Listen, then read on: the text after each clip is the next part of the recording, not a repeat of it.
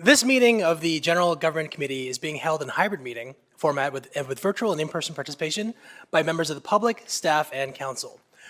This meeting is also being live streamed and may be viewed online at ajax.ca/live. A friendly reminder to all participants to please use their microphone at all times for the benefit of those participating in council chambers and joining remotely. I'll now call this meeting to order. Do any members of council have any disclosures of pecuniary interest? Seeing none. Oh, excuse me, the land acknowledgement. We'd like to begin this meeting by acknowledging that the land on which we gather is situated within the traditional and treaty territory of the Mississaugas, more specifically, the Mississaugas of Scugog Island First Nation, signatories of the Gunshot Treaty of 1788 and the Williams Treaties of 1923. This land is and will continue to be home to the Indigenous peoples.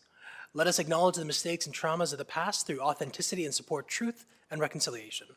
Let us engage and celebrate Indigenous communities by being leaders of action and acknowledging the United Nations Declaration of the Rights of Indigenous Peoples and the Truth and Reconciliation Commission's recommendations towards truth and reconciliation. Let us keep those principles close as we continue towards truth and reconciliation and as we move forward with kindness and respect as a community. I need a move. Can I get a mover for the adoption of minutes, please? I see Councillor Bauer. Any questions, comments? All in favor? Oh, sorry, thank you. And we'll vote on the prompt. Sorry, Mr. Chair, mine is not set up. Said we would not be able to log in. Okay, no problem. We'll just do a visual show of hands then. All in favor? Opposed? Seeing none? And we'll just get Mayor Collier logged in. Yeah.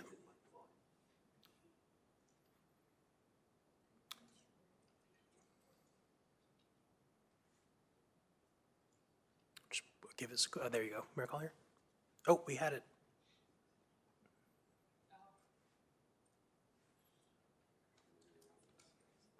No, just look on your screen.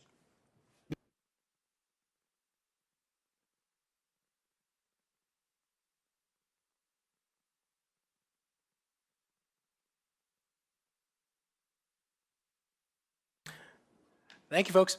Okay, so on to the consent agenda. We have items 4.1, 4.12, 4.13 pulled by Regional Councillor Crawford, 4.2, 4.3 pulled by Councillor Henry, 4.6, 4.8, 4.9 pulled by Mayor Collier. Does any other members have any polls? Then can I have a motion to move for the balance? We have Mayor Collier. Any questions, comments? Then council can vote on the screen. Oh, sorry, go ahead. 4.11, no problem. Apologize for my tardiness, Chair. Okay, clerk will add that to the, yeah, great. And on the, Councillor Bauer? Sure, I'll try and do it in order this time too, which should help. We have 4.1, 4.2, 4.3, 4.6, 4.8, 4.9, 4.12, 4.13, and now 4.14. So, I put 411, so. did you, sorry, did you include 4.11, Chair? Yep, 4.11 is also pulled by Mayor Collier. So for the balance, moved by Mayor Collier, and vote on screen, please.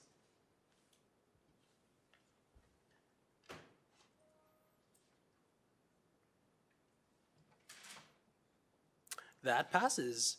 So we'll move on to consent agenda 4.1, the social media policy update. Regional Councillor Crawford. Give me a second. Good, sorry. Okay, thank you. So the social media policy is very interesting because at the region, 2 Fridays ago, we had the integrity commissioner that was there. And he talked about social media, and so I specifically asked him a few questions about, because I have a regional page, I have my personal account, and I have kind of a mixed up Instagram account. So he was very non-committal, which drives me crazy. It's either yes or no, but they never are. And so at the end of the meeting, I went up to him and I said, this is what I'm talking about. This is what I do. And I said, this is it right here. Is that wrong? Is it right or is it wrong? And he went, I don't see anything wrong with it. So my question around the social media policy is about the sharing piece of it. And I'm not sure why this integrity commissioner doesn't have a problem with me sharing my my regional page to my personal page, but we seem to have a problem with it in our policy. So could someone explain to me, is it yes or is it no? And why can't anyone say that? And I know it's about blocking people, I think more than anything else, which I've never done. I do reserve the right for any rude comments or someone trying to pick me up to delete them, but that's about it. So on the call, we have Ms. Jarvis. Go ahead. Thank you, Chair. Through the chair to Regional Councillor Crawford, I will concretely say our recommendation is to keep the accounts separate, your personal and your constituent-facing accounts. The reasons for this is we've outlined the risks associated with these accounts, and while there might not be any current concerns with the way you're using your personal accounts and your constituent-facing accounts, following our recommendations within this policy would help protect you in the future if there was a reason of why you had to go down the route of moderating access to your personal accounts. If you needed to block a member from your personal accounts, and it keeps everything just very clear and separated. I'll use an example to kind of show the clarity of what we're trying to get across in this policy. And let's say on your personal account, you have friends, neighbors, and you're sharing town information and business there. However, unrelated to your council duties, potentially you might have a disagreement with a friend and you no longer would like them on your personal social media account.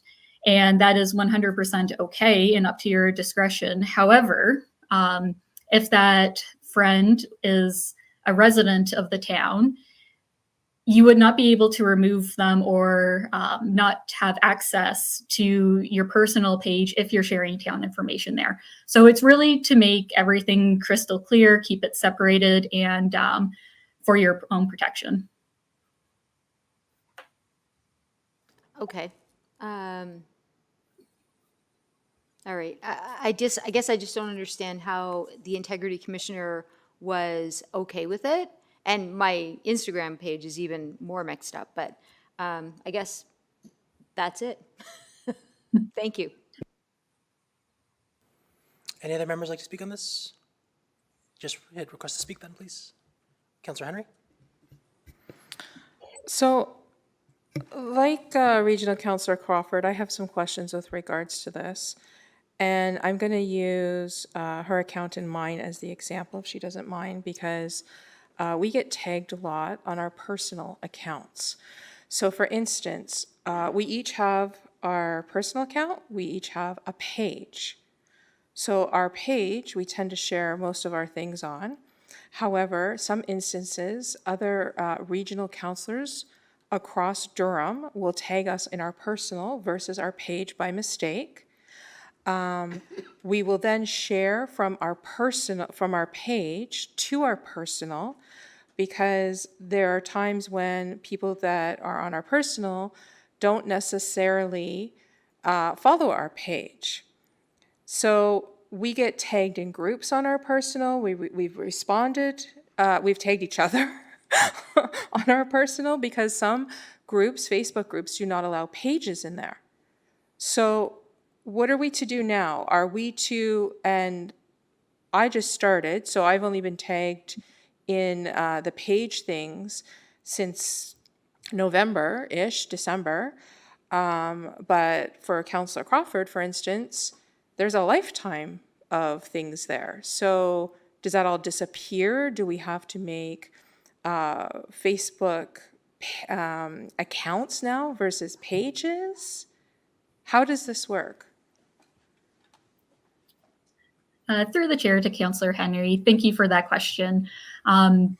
So from my understanding, and I can look into this a little bit further with you as well offline. However, I do believe that pages are allowed to join community groups and comment within them.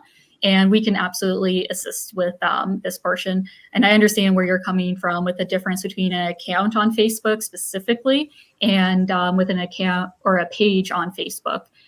And I would say this is more so going forward for your question in relation to other council members who might have a number of years of activity already being conducted. If you are being tagged by, let's say, other regional councilors or other councilors in other areas, I would recommend to reach out to those colleagues of yours and to request that they tag you using the proper channels. It really helps mitigate the risks associated, and I would recommend, and as confirmed through this policy and when speaking through advice with our integrity commissioner, that if you are commenting using your personal page or your personal account, which it seems more that your account is more the personal side, that in that case, it should be publicly available to all. And that if you are sharing town information or commenting, technically that is up to your discretion. However, then when we fall into a little bit of the moderating and the blocking side of things, then we would have to be looking at this policy if you chose in the future to block a member of the public on those accounts. So Does then, that answer? kind of, but not really. So then through the chair, so if like any resident can go on to the Town of Ajax Facebook, Twitter, and repost and share a town tweet. So would those of us that have pages still be able to do that under our regular private account as a resident? Like, we share stuff all the time. Doesn't necessarily mean we're sharing it as a counselor. Any resident in the Town of Ajax can share any Town of Ajax post. How do you define that you're sharing it as a counselor or you're sharing it as a resident? Because I'm both, as is Regional Councillor Crawford. Through the chair to Councillor Henry, that is an interesting question. And I think overall, this policy is more of a set of guidelines to explain what the risks are, to outline those risks and how to mitigate them. It's not something that's saying you absolutely must do A, B, and C. I would just like to clarify that point within there. And it would be my recommendation to try to just make it as clear as possible in your bios on your accounts when you are sharing things of what kind of capacity you are doing this in. I would say that council members, in my opinion, are a little bit different than a regular resident just sharing information from our page due to your role with the town and your connection with the town. I would recommend when doing any sharing of anything from our pages, and I completely understand that you are all residents as well, I feel strongly that those shares should come from only your constituent-facing accounts, just to help mitigate the risks. Interesting, through the chair, because like up until October, I've been sharing things from the town since 2006 from my personal page. So now I can only share, if this policy is passed, I can only share from my counselor page.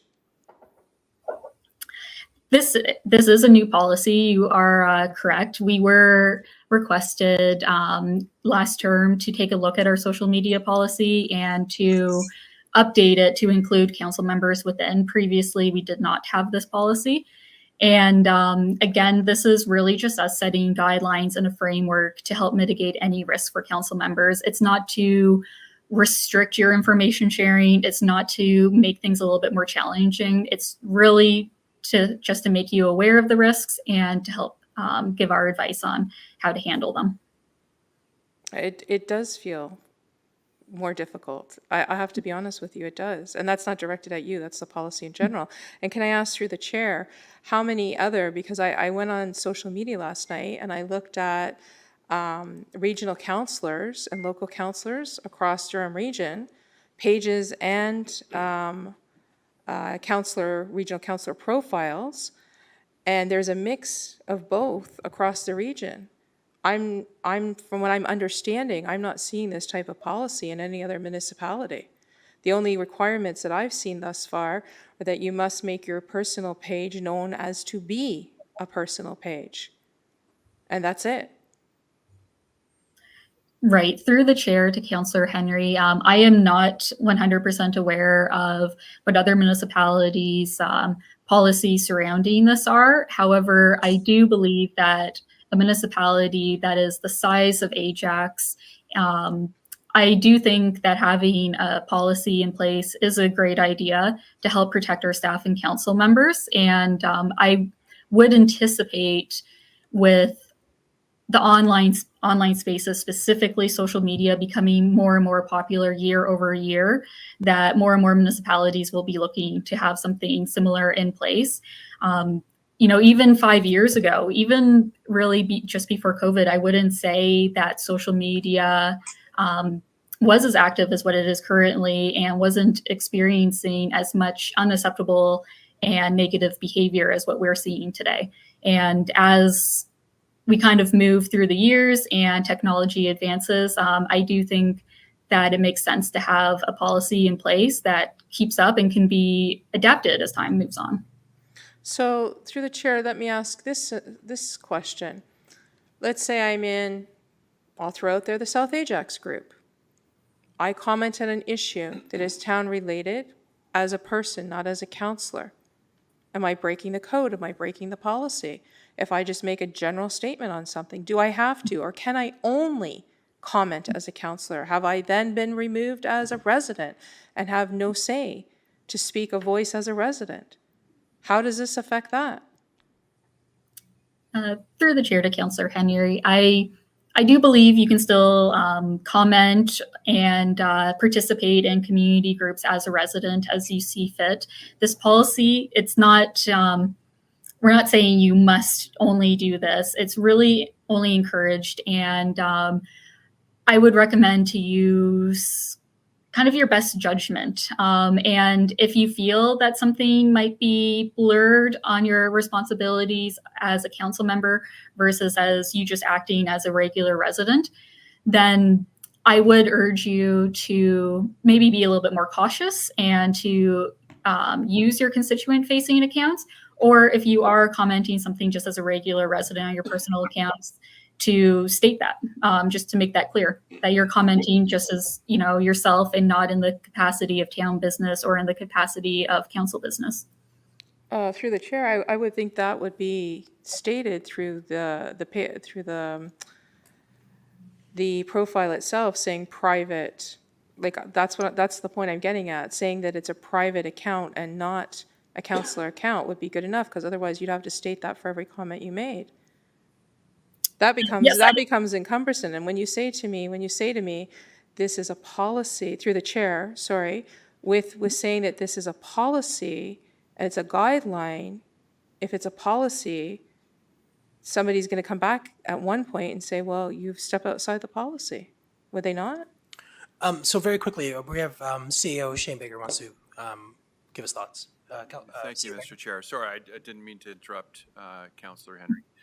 To your previous question about making comments as a resident versus a councillor, there's definitely, I think you would be well advised to do what Deputy Mayor Crawford has done and have a conversation with the Integrity Commissioner, because while I understand your predicament and your question, now that you are a councillor with the town, many people in town that you might be conversing with wouldn't maybe see you as something other than councillor. Now that you're on council, you've been voted on council, when you make comments regarding whatever, the constituents in the town, the residents in the town may very well see that as a position of council, as a position of you as a councillor. So my only comments are that it would be, Devin's doing her best to answer your question, but I think it would be great to maybe have that conversation with the Integrity Commissioner. Understood, and thank you for that commentary. Understood. I see what you're saying, but then again, it goes back to the point that I made, that I am now not a resident anymore. I am only a councillor. That's like saying a woman is only a mother and not a business owner and this and that and the other. I'm more than one. And this is very limiting in that role, as I'm sure you can understand. So, Councillor Henry, I think our communications manager has answered the question to the best of her ability in terms of this is just a guideline. And then our CEO has chimed in afterwards of just, if you have any further questions, you should go to the Integrity Commissioner. Understood. beyond that- I do have a follow-up question that's different than those questions, if I may, before we move on. With regards to 3.3.2, communication engagement staff members in collaboration with public and strategic affairs staff are responsible for the day-to-day management and administration of the mayor's constituent-facing social media accounts, subject to permission and discretion of the mayor. Now, am I to understand that this policy also takes away from any of us that have hired a company to manage our social media, volunteers to manage our social, like anything with anything with payment for social media? And I guess that's my question. Does that take away from that? Through the chair to, I guess that would be to Ms. Jarvis? Through the chair to Councillor Henry, no, it does not take away your ability to have somebody helping with the coordination of your social media. That is 100% kept separate in, if you see on 3.3.1 within the council communication tools and support policy, it's handled through that separate policy, and this would not take away from that. So you may continue using those services at your discretion. Okay, thank you. No problem. Mayor Collier. Do I have to press this or no? No, you're good. You're good. Okay. Thank you, Chair. And I guess through you to Ms. Jarvis, I shared this morning an email with an opinion from the Integrity Commissioner that I received back in, I think it was 2020 or 2019, when I encountered some of these similar things and I started blocking some residents from my personal page as well as the corporate Twitter account. And I'm supportive of this. I guess my question is, by approving this today, and once this policy is in place, I believe our code of conduct says we have to abide by all town policies. So if somebody does do something that opens it up to an Integrity Commissioner complaint, since we now will have an established policy, is that correct? Through the chair to Mayor Collier, it is our recommendation that prior to taking a severe action, such as blocking, that yes, you would consult with an Integrity Commissioner first. Okay, but my question is, in the absence of a policy, if we as a member of council do something on social media and somebody puts in a complaint, that's one thing. But if we have an established policy and whether there's something on social media, whether just innocently a sharing or something, and a complaint comes in, we are kind of putting ourselves in a liability position as far as Integrity Commissioner complaints by having that policy. Sorry, Ms. Jarvis, is to the Director of Legislative Information Services, is that something you can answer? Sure. Through the chair, I can try and take a stab at this one. So if this policy is approved, yes, it is, council is obligated to follow it. Your recourse, if you don't agree with something in the policy, is to propose an amendment. But to Ms. Jarvis's earlier point, a lot of the language in the policy by design is discretionary. It's you know, our supervisor of communications' best advice on how you can manage your accounts in a way that best mitigates the risks to you. So something like the language around consulting the Integrity Commissioner before blocking somebody is discretionary. It says they're strongly advised to exercise restraint to seek Integrity Commissioner advice. You know, council members are going to have to consider that advice, consider the risks associated with not following it, and you might be prepared to take those risks in some cases, and that's fine. But I think the language in the policy is sufficiently flexible that you can make those determinations without necessarily running afoul of the policy. Okay, and that kind of makes me ask why the need for the policy. I have an Integrity Commissioner opinion. I've been following that opinion. And on my personal page, I will share some Mayor's Gala stuff from time to time, but based on the opinion I received, I do not get into any town business, but what Councilor Henry said is true. Sometimes someone will tag me on something and I will give a simple 2-3 word answer. But I don't want to put myself in a position where somebody, I mean, we all know there's been a lot of frivolous integrity commissioner complaints this last 5 years. And it's very costly to the taxpayer. I don't want to tee up more of those just by simply having a policy for the, when we're already following the rules. Like, are we required to have a policy?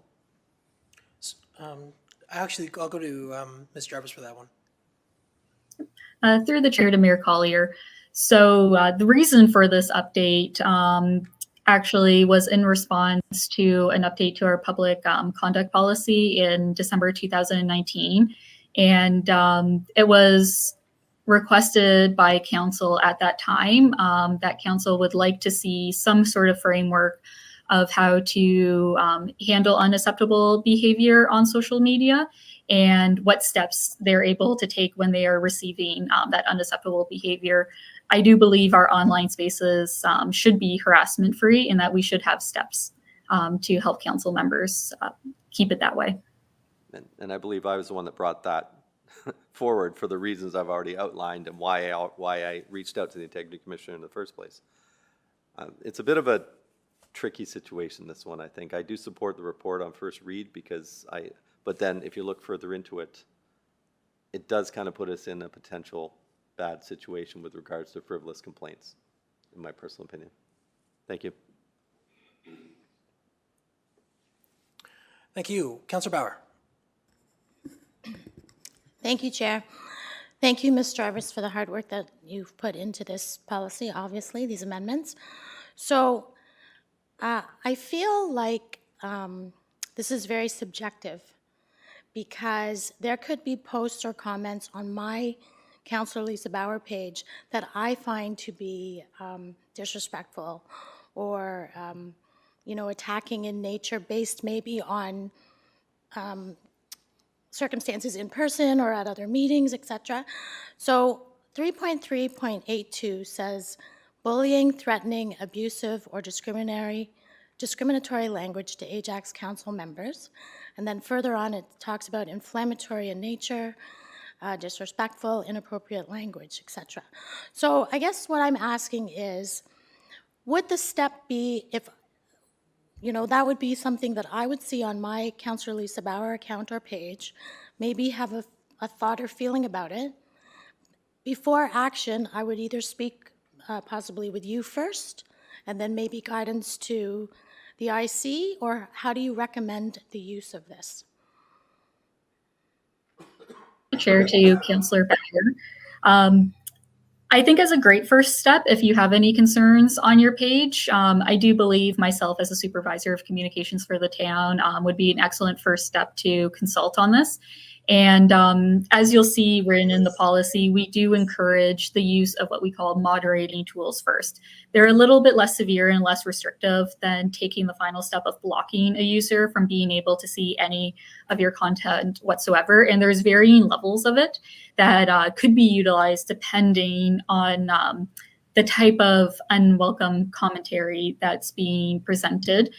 And through there, you wouldn't need to start at, let's say, step number one, the least restrictive. It would be on a case-by-case basis of the level of concern there is. But absolutely, I would recommend reaching out to staff first. Okay, great, thank you. I had a great follow-up question that just went right out of my head because I was waiting. I'm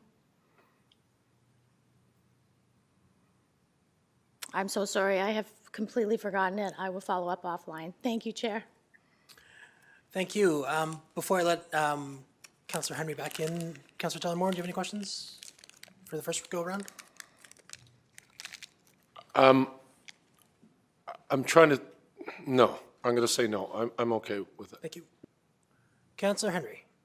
So a follow-up question with regards to social media groups. I myself manage, 3 or 4 social media groups on Facebook, and I want to know how this is going to affect that in particular.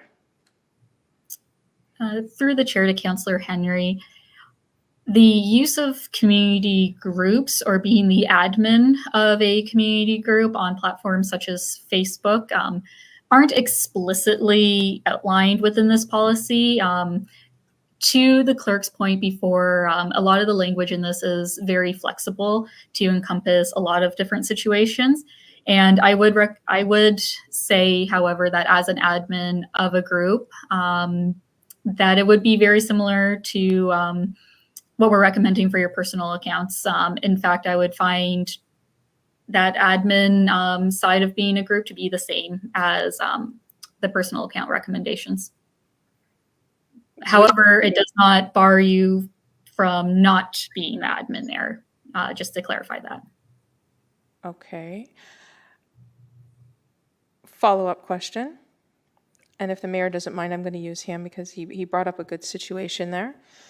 So let's say Mayor Collier is on his personal Facebook. He is joking with some friends, makes a comment about a situation with regards to, and not in any way bad intention, just a comment about something that somebody asked him about council. He assumes he's with his friends. Somebody takes a screenshot of that. All of a sudden, he's broken this policy. And that could happen to any one of us on council. Just throwing that out there. What happens then? Through the chair to Councillor Henry, we did include within this policy section 3.5.6. It's the very last clause of the policy, and it talks to the town's indemnification bylaw to help aid in protection of council members or staff members who are participating in conversations with good intentions and acting in good faith as a council member. I do believe our town clerk may be able to speak a little bit further to that, depending on how detailed of an answer you'd like. Thanks, if I may, Mr. Chair. So this question, it's a great question because I think it goes right to the heart of Ms. Jarvis's recommendations here and why staff believe that what's proposed is in council's best interest. So to Councillor Henry's point, as you're going about your jobs, you might do or say things that you may find yourselves in trouble with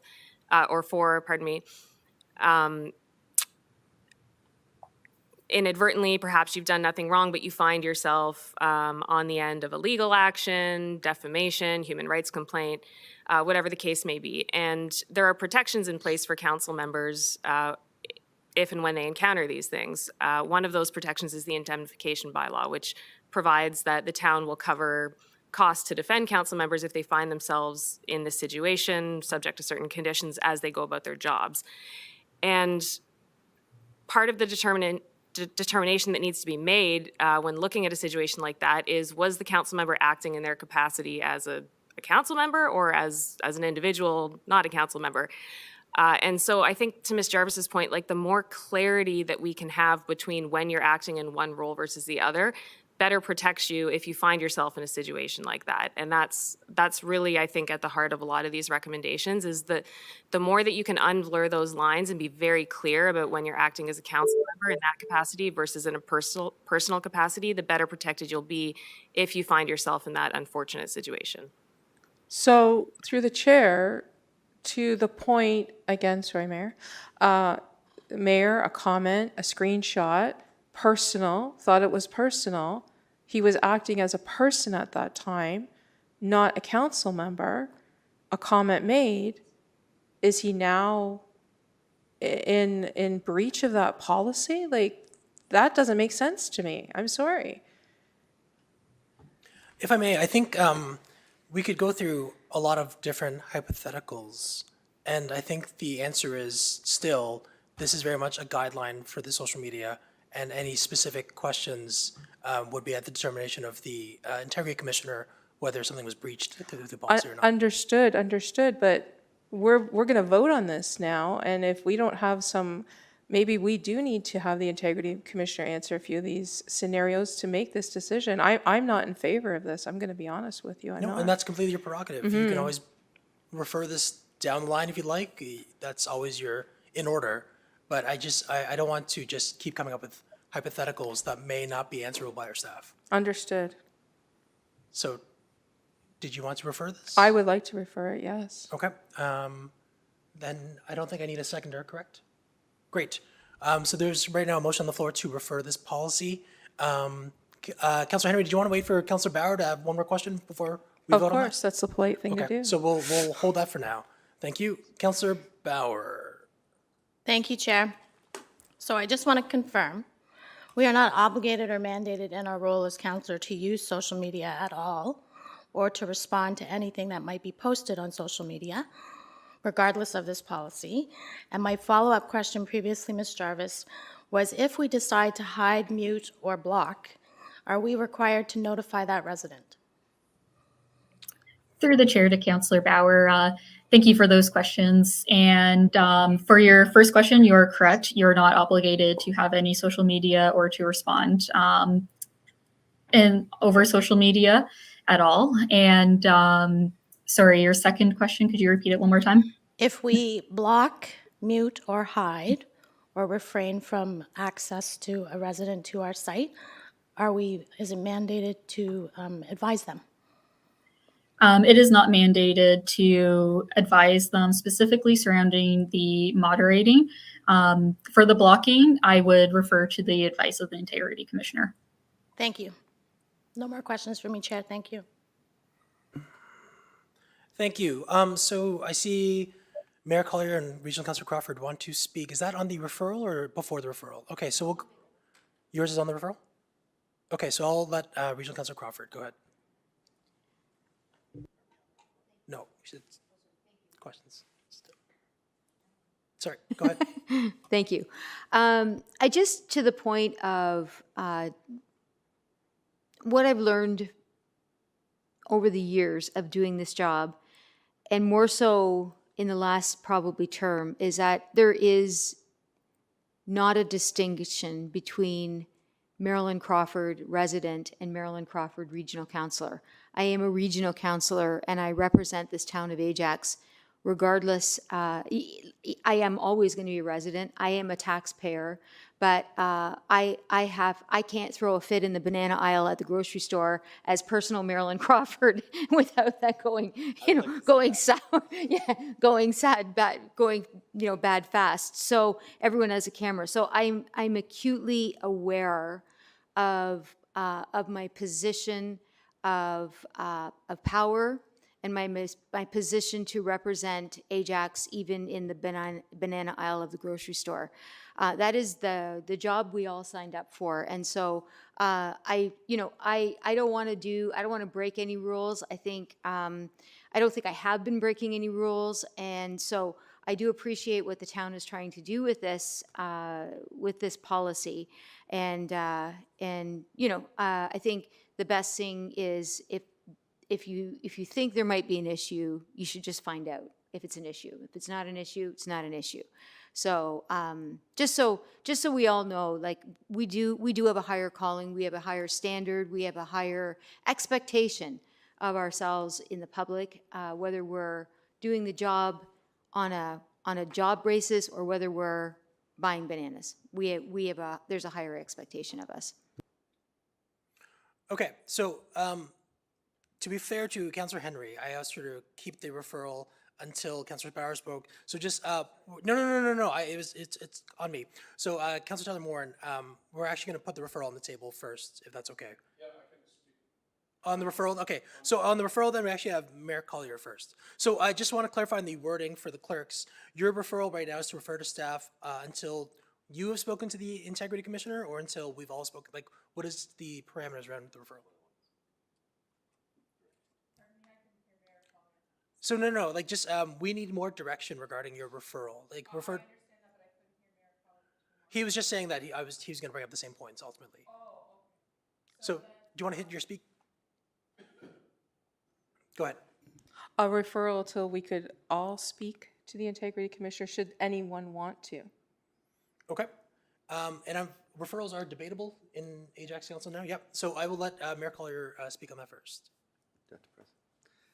Thank you, Chair. And actually, I'm still thinking about how much I would love to see Marilyn having a tantrum in the banana aisle. But You're absolutely right. Everybody has a phone. There is no way to separate our official roles with our personal roles. I'm always judged as mayor no matter what. Always. That's just the way it is, whether it's my personal page or whatever. But my question was to Ms. Jarvis, has this been in front of the Integrity Commissioner? Has the Integrity Commissioner looked at this report and commented? Ms. Jarvis? Through the chair to Mayor Collier, the Integrity Commissioner has not reviewed the fulsome report and policy. However, they have reviewed the section that was referring to blocking specifically. Okay.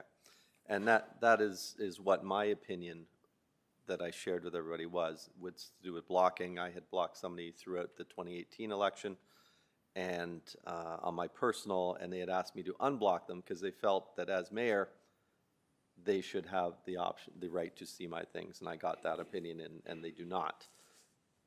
I wanted to speak to the direction, and Councillor Henry, you had suggested that so all members could reach out.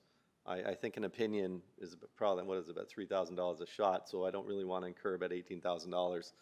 I'm wondering if maybe we change that to have this referred, to have it reviewed by the Integrity Commissioner and come back to council so we can have a look at that. Because as I said, I'm just concerned, and thank you, Ms. Jarvis, for your hard work on this, but I'm just concerned that, in my opinion, or in my position, I have the opinion and I've been operating by it, but I don't want to set us up for what I've experienced has been a number of I'll call them unjustified Integrity Commissioner complaints because none of them have been investigated, but it's still been substantial cost to the town. And I just feel that this might be an unintended consequence from those looking to take political advantage of some things going forward, which has happened. So if that would be maybe a friendly amendment, I could support that referral to have the Integrity Commissioner Okay, look so the at this friendly and is report back. absolutely accepted, but just for some context, our Director of Legislative Services. Thank you, Mr. Chair. So I guess I'm just looking for a little bit more clarity on what the specific ask to the Integrity Commissioner would be, like just general comments on the appropriateness of the policy, the provisions around separation of accounts, like, and the reason I ask is because I think there's a very, very narrow piece of the pie here that really has anything to do with the Integrity Commissioner or the Code of Conduct. I think the vast majority of this policy is advice from our communications professionals who, respectfully, I would put to you, are more qualified to give advice on this stuff than the Integrity Commissioner is. So if there are like specific provisions that you feel require review or advice from the Integrity Commissioner, I would just benefit from, I think, a little bit more specific instruction on what it is that we require from the Integrity Commissioner. So Mayor Collier, you still have the floor. Okay, I understand what the clerk is saying. I don't want to see something get turned down today because we're not sure.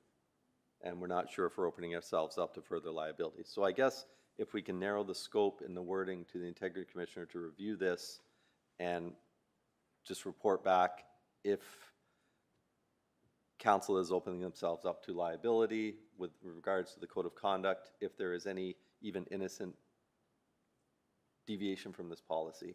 I don't know if that's narrow enough. I think I can work with that, yeah. Okay, thank you. Councilor Henry is the mover of the referral. Is there anything you wanted context for? Oh, sorry, go ahead. I agree with Mayor Collier, and thank you for putting it into that scope.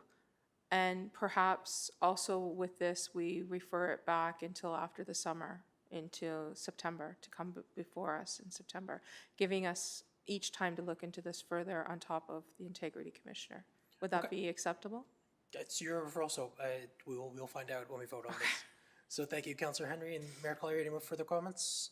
Thank you. Councilor Tyler Morin. Thank you, Chair. My questions are, I should say, comments on the referral. I will support my council colleagues on this. I think that we need more time. When I see that we still have more questions, as Mayor Collier said, I don't want to just come up with a big fat no, and then, because there's really important work that's already been done by Ms. Jarvis. I think that in the future, there should be more direction in regards to the actual mechanics of social media. Like I know, for instance, that if you have a profile versus a page, that might seem spaghetti to some people, but it's much easier to navigate if you have a profile. Then you can go on as Councillor Nancy Henry or Mayor Collier or whatever, onto different pages and sort of, but if you have a page, so anyways, that kind of thing, I think is the reality of the situation, and there needs to be more thought on how the next morning we all deal with this. So I'll definitely support the referral, and thanks to Devin for all the great work and obviously the great questions that you've prompted. But it's an important issue. You need to get it right. Thank you. Okay, seeing no further comment, we'll call the referral to vote then, clerk.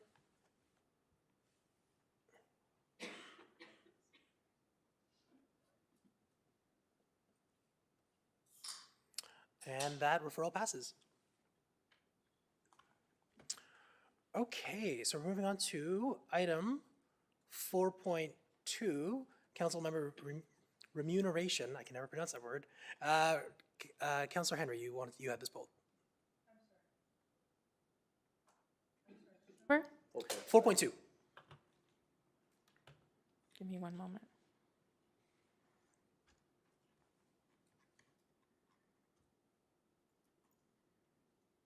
Council member remuneration? That's right. Okay. So I have one basic question.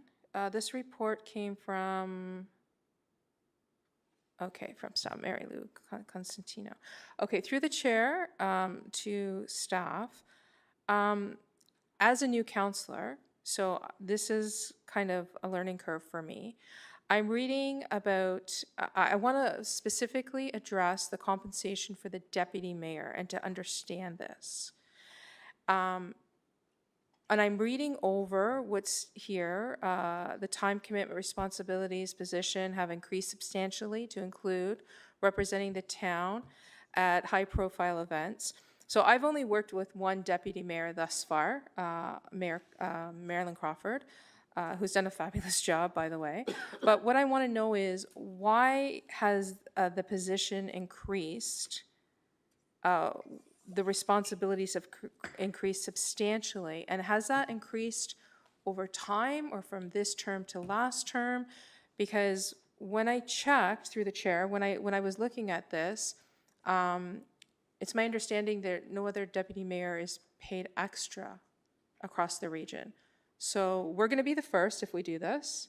So I just want to ask the question, So what's I'll just- increased? I actually don't think that's true. I think there are, the Oshawa deputy mayor, for example, is paid Oh, really? compensation. But that I notwithstanding- apologize. I No, no, no, no apologize. apologies I necessary. was told otherwise. We'll I have apologize. Councillor, or excuse me, CEO Baker respond. Yes, please, if you could. Thank you, Mr. Chair. Through you, when staff were reviewing the council remuneration formula and framework, we discussed a number of different items regarding, how it would be formulated, how it would be calculated, and if there were anything else that we needed to look at. And one of the things that we did see was that, yes, Oshawa did provide remuneration to their deputy mayor, and we do believe that in Ajax, the deputy mayors attend a lot of functions here. I mean, council is very involved in the community, and we thought that it was something that would be something that would be appropriate to be recommended through this report. And through the chair to CAO Baker, just for comparison, apples to apples, because I was not familiar with that. So is the deputy mayor of Oshawa four-year term, or do they change people every 18 months as we do here in Ajax? Through you, Mr. Chair, I'm not sure. Mary Lou Costantino's on the call, but I think that the idea is that each deputy mayor here serves for a year. So that would be the amount that they receive for that year. And it's my understanding that in Oshawa, that is also an annual amount that they receive, whether they're serving a term or not. So it's pretty much apples to apples. Okay. That's my only question at this time. Thank you. We have Councillor Bauer. Sorry about that. Thank you, Chair. My question was about the proposal to set the changes based on the QP collective agreement for exempt non-union staff increases, and we approved that. So by adding council members to that agreement, there's no conflict of interest or pecuniary interest there, correct? CEO Baker?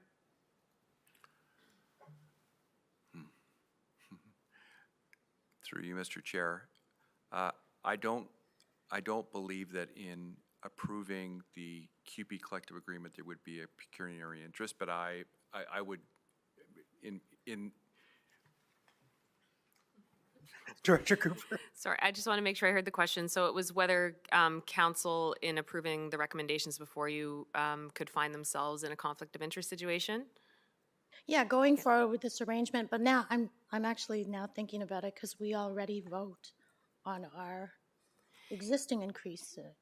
Yes, so I believe the Municipal Conflict of Interest Act specifically provides an exemption for council setting its own compensation. It is within your authority to do so without, running afoul of that act.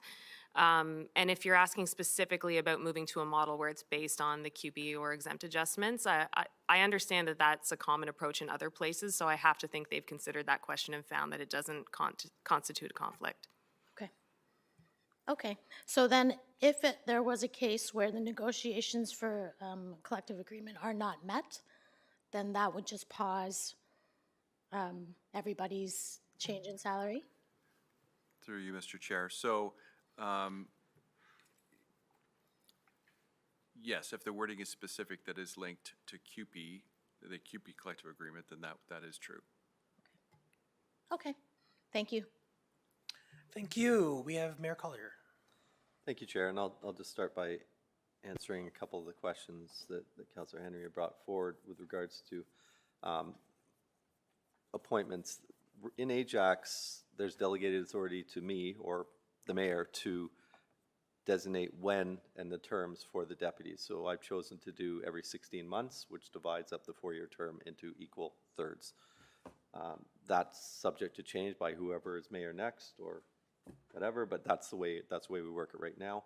Oshawa, I believe, is a 4-year appointment. I believe Bob Chapman was the entire term, last term, and still is.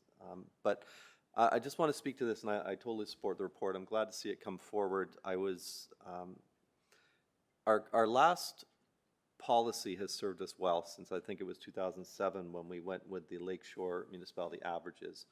And it served us well up until the last couple of years, and a couple of things happened there. One, there was some political decisions made in Clarington where when the region got rid of the tax-free amount and all the other municipalities grossed up to account for it, and Clarington didn't because of some political things between a councillor and their mayor, and we actually went down. And in this age, it's worked well, but that's because when we started it, we were way, way, way behind, and we needed a way to catch up. Now, I think everything is even. It's now the more accepted way, and I can be corrected by the CAO or whoever if I'm wrong, that most councils now are tied to the exempt staff, which is tied to QP in a lot of cases. So this kind of brings us up into today. As far as why the new deputy mayor, and I requested this, be brought in is because I've been very clear that I want to be some succession planning in place. I'm putting council, the regional council especially, more upfront in a lot of things, and you've really seen that this term. I actually made an announcement at the Board of Trade event in March that this would be my last Board of Trade event this term, or address, and the regional councils are going to take turns giving that address going forward to give them that experience, that front time, as well as a lot of other events around town, and Councillor Crawford has really been stepping up lately in doing that. So I think this really represents all that above and beyond that's not captured in the regular 40-odd, whatever it is, that a councillor gets. And so that's why it's there. I'm happy it's there. I'm happy to support it. And expect to be busy if you're the deputies, because I want you to be out there learning the position, having that succession planning and everything else. So it leaves the town in a good position at some point when I decide not to run again. Leave it there. Thank you. Thank you, Mayor Collier. CEO Baker? Thank you, through you, Mr. Chair. Just to clarify my answer to Councillor Bauer. So the bylaws talks about that the salary will be established based on the exempt non-union employees. So yes, the report talks about how, we bring forward the report after a ratification or a settlement with CUPE, and then we link the exempt non-union staff to that. So to your question, if we didn't get an agreement with CUPE, would it be held up? So I was just thinking about a recent bargaining that we had done, and there was, if for some reason CUPE was not, if we were not able to get a settlement with CUPE and it was going to go on for an extended period of time, there's a very real possibility that we would bring forward a report specifically for the exempt non-union employees so that they didn't have to wait. You would be tied to that report. Okay, you're welcome. And before Councillor Henry comes in a second time, any other comments? Then Councillor Henry. Try again. Thank you. I don't know if this is the place to ask this question or not, so I'll let somebody over there tell me if it is or not. To the mayor's comments about succession plan and the next 4 years and having regional councillors prepared for the next round after the 4 years, what does that mean for local council and what's the succession plan there? So I'm going to go ahead and stop that there because this question is specifically about remuneration regarding council, and I think that's a question that you can take offline. Can as it I, relates to this. agreed, can I ask then, and tell me if this would be appropriate, would the budget for the offices of the local council in any way be considered to be increased for that? For You can ask the succession? question and then it would go to, Because currently, and can I just finish on that comment before the full question's answered? Because currently, as Mayor Crawford pointed out during the budget, sorry, I apologize, slip of the tongue. Deputy Mayor Crawford made a comment during the budget meeting prior that we're the only council that doesn't have offices. We currently share an executive, a wonderful executive, amongst regional and local councillors. Things are a little bit different, so I'm just wondering, succession plan-wise, about increase for office budget in that regards. And I'll leave that so I think the question is less about succession planning as it is, will there be an increase in local councillor budget? It's about both. It's about both. So, I mean, almost. And if you want me to take that offline, I will. I will happily your take it office, I offline. mean, the office strategies was covered in our accommodation strategy, which we all voted on. Yes. But just, I think we will take that offline, Councillor Henry, and we can Not a problem. re-examine that. Okay, so thank you very much. Any other councillors like to speak? Seeing none, we will call to vote.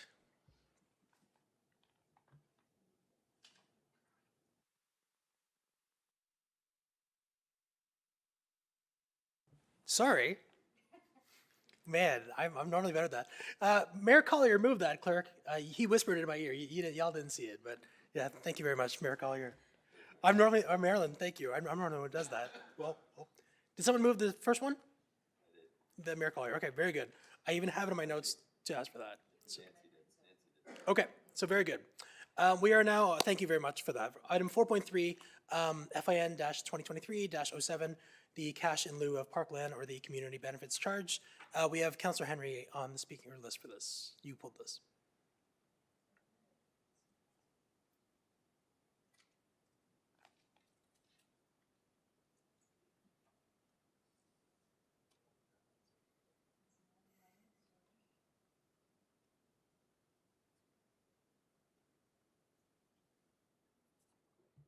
Sorry. Go ahead. Councillor Henry? I do apologize, but I think actually I received an email that answered that question, and I do apologize. Nope, I'm gonna very good leave then. that. Yeah, I'm gonna leave that one alone. And can I get a mover for this motion, for this report? We have Councillor Tyler Morin. We'll call to vote then. Sorry, Chair. Oh, you had a question? Yes. Councillor Bauer. Sorry about that. I forgot to push my button. I just wanted to ask, on page 55, it says, The town utilized the former Section 37 twice and is currently awaiting payment through the execution of various site plan agreements. Could you please just remind us of what those two developments were? Mr. Romanowski? Through the chair to Councillor Bauer, one would be the Medallion development on Rosslyn Road, and the other one would be in quite an old development, Ravenscroft and Taunton Barron Homes. Okay, thank you. No other questions. Thank you, Councillor Bauer. Seeing no other questions or anyone else in the queue, I'll call to vote then. Moved by Councillor Tyler Morton. Thank you.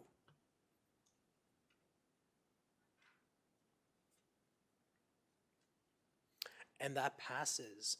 Moving on to item 4.6, FIN-2023-10, the 2022 operating results and year-end reserves. We had Mayor Collier. Hit your button. Thank you, Chair. Hit your button. Thank you, Chair. Go. Through you to finance staff. Oh, there you are, Dan. Ms. Valentin. I reread this a second time, so some of my questions, I find it very interesting that they're calculating, we're having to include non-realized capital gains in the current year and assign them, in this case, we can't assign them to reserves. So I guess my question is, so what happens if next year markets go down and those capital gains that aren't realized yet disappear? And we've declared a surplus based on something that is really air right now. Director Valentin? Through the chair to Mayor Mayor Collier. Let's call it. So this is a new financial instrument that we've taken on the investments in one fund. And so what we've been told by our auditors is this will remain as a line item on our surplus, our operating surplus, until the time that we actually realize any gains. So this number will likely increase, decrease over time, so it's going to likely change. Okay. The interest, absolutely get. I mean, we're getting that. That's current and it's real.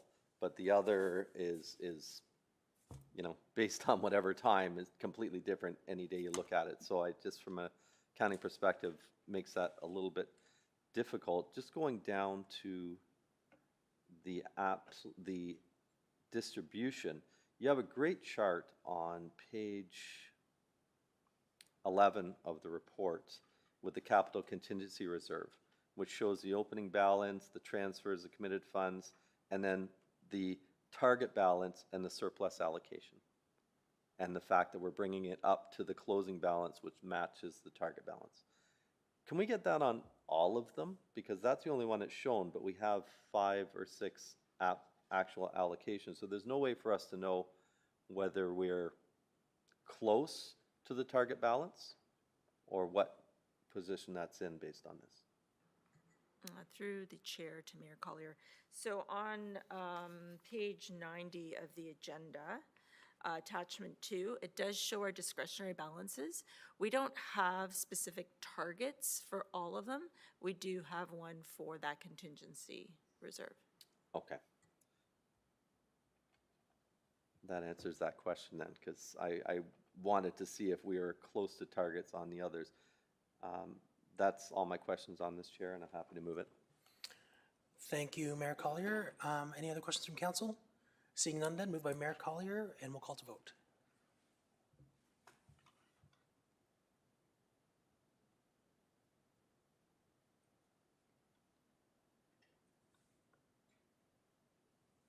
And that passes. Moving on to item 4.8, AFES-2023-02, the contract award supply and delivery for a pumper/rescue fire truck. Mayor Collier? There we go. Thank you, Chair. Through you to Mr. Burge, and also probably Ms. Valentin. First to Ms. Valentin, we've brought forward a motion requesting, and I think it's coming in June, for staff to report back on looking at different options for some of these large acquisitions, like fire trucks that are in the millions of dollars. We're ordering this today.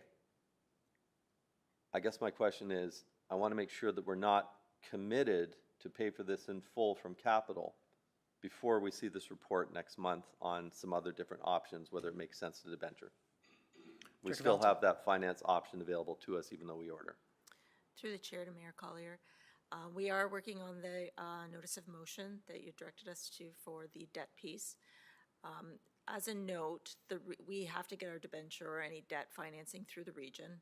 The region only goes out specific times, not sometimes annually, sometimes twice a year, but oftentimes not even annually.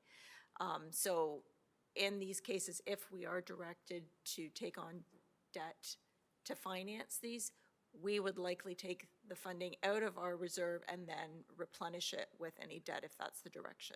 Okay, so we're not tying our hands by doing this today before. No. Perfect. And just to you through the Chief Burge, Chair to Chief Burge, the contingency and travel of 30,000. And it says the contingency will be used to fund any necessary design changes may be required. We've submitted this out to tender based on certain criteria, and we've got the quotes back. Why would there be the need for design changes? Through the chair to Mayor Collier. Customarily, when we deal with fire trucks, we go through a series of meetings, and technology can change as you're going through the build process.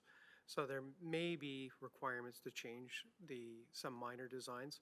With this truck, we're looking to award it to commercial emergency equipment. It's our first time dealing with this vendor, so that's why we still want to maintain that sort of threshold in there in case there are any design changes as we go through our process.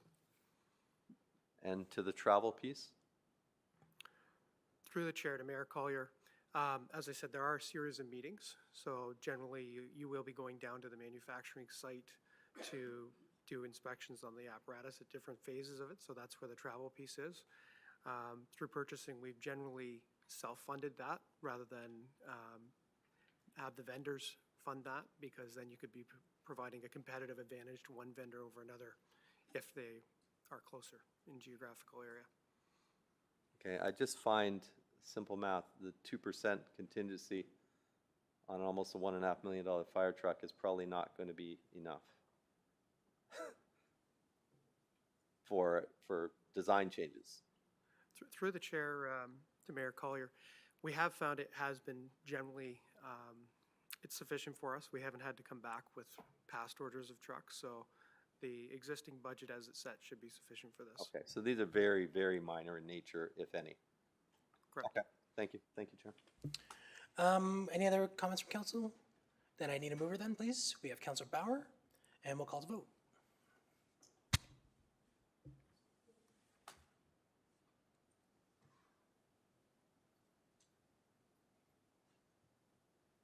And that passes. Thank you.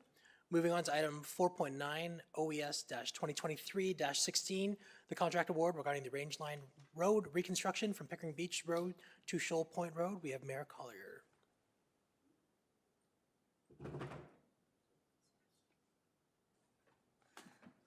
Thank you, Chair. Through you to, is this planning or ops? Ops. Ops, to Mr. Meredith. I'm very glad to see the sidewalk being part of this project. I guess I can live with the three-way stop on Pickering Beach, although not a traffic engineer, I don't see it needed, but the crosswalk makes sense, which is good. Can you tell me, will the sidewalk be continuous now down the full length of Range Line Road on one side or another? So I'm just going to refer any of the technical questions to Reniel Fernando, the project manager for this project. Okay. Mr. Fernandez.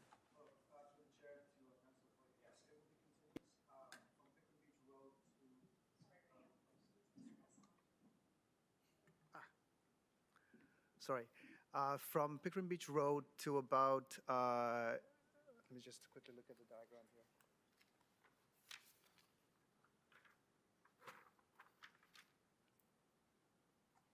So from Pickering Beach Road, it'll be on the south side up to Fuller, and then from Fuller it crosses to the north side, and it'll continue all the way to the existing sidewalk. So it will be continuous, but there will be a crossing at Fuller. Okay, can you speak to the culvert, not the culvert, the ditch? Is that still going to be running all the way down the one side? Through the chair to Mayor Collier, the side that the sidewalk is on, it'll be urbanized, and the opposite side would be a ditch. Okay, So the section that's urbanized would have a pipe system that's underneath the curb that'll convey the water, Okay. stormwater. is there any cycling infrastructure as part of this award? I don't see it on here. Through the chair, no, unfortunately not, because the road itself is very narrow. We'll just kind of maintain the two lanes as it is now. Okay. I guess I'm asking that in wondering whether we're doing a sidewalk, was there any consideration to a multi-use path? We didn't look at a multi-use path, but just knowing the amount of property and the amount of impact of trees and driveways and stuff, I would probably think that the sidewalk would be the best way to go. Okay, so no. No. Okay. But this is almost double the budget. Is this what we can expect to see going forward, or has the scope expanded from what the original budget sheet was? I mean, situations have changed, current environment, inflation rates, labor costs, materials are all much higher. Right. Is this now going to be the norm, that we're going to be seeing tenders coming in at nearly double, or is this because of expanded scope, this particular project? Through the chair, the scope hasn't changed. What we've done is we've combined another resurfacing project into this project for efficiencies, the Shoal Point Road resurfacing. But in terms of, in looking at the bid analysis, the only thing that was above normal were all concrete-related items, such as, concrete pipe, concrete manholes, the sidewalk. They seem to be much higher than normal. But other than that, all the other unit prices remained about the same throughout the three low bidders. Okay, so this is pretty much going to be the norm going forward. I would expect so. Okay, that's unfortunate, but that's going to make things actually rather difficult. What's the time frame for completion for this, please? We're hoping to, through the chair to Mayor Collier, we're hoping to have this completed by the end of the year. Okay. Those are my questions. Thank you, Chair. Thank you, Mayor Collier. Councilor Bauer. Thank you, Chair. Good afternoon, and thank you very much for this report. Really, really, really happy to see it coming forward, getting it done. I remember since 2021 at that open house, and even previous during door knocking time, how important this was to the residents in that area, especially for safety concerns, with no sidewalk for the kids to walk down on that one side. So I just wanted to say thank you for your hard work on that. And maybe, I know it's in the report, but could you just give us a little review of the communication to notify all the residents of the project, please? Right, so through the chair to Councilor Bauer, we will be providing, letters of notifications to the residents of Rangeline Road. We'll also have some information put on the town's website. We'll try and, put things out through social media so that everybody's aware. The consultant who's looking after the project has been in contact with most of the residents at this time, because there's a lot of driveways that got impacted, some trees have to be removed and so on. So we've already started the communication. And then throughout the construction, we'll keep that communication going. Perfect. Thank you. You're welcome. That's my question, Chair. Thank you. And any other members of council want to speak on this? Seeing none, then moved by Councilor Bauer. Call to vote.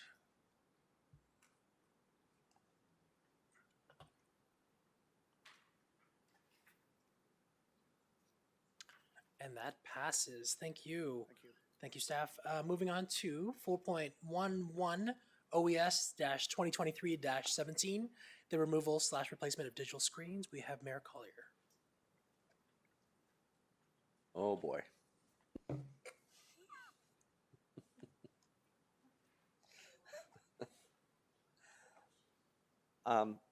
Thank you, Chair. Through you to Mr. Meredith. So it's the recommendation that council award the contract for the removal and/or replacement of 4 digital screens. I don't see anything in here about removal. The recommendation is to modified them all. The recommendation with respect to the removal of the screens, not the signs, and Okay. have them replaced with a more fixed fascia sign. The replacement pertains to specifically the town hall digital sign that would be replaced.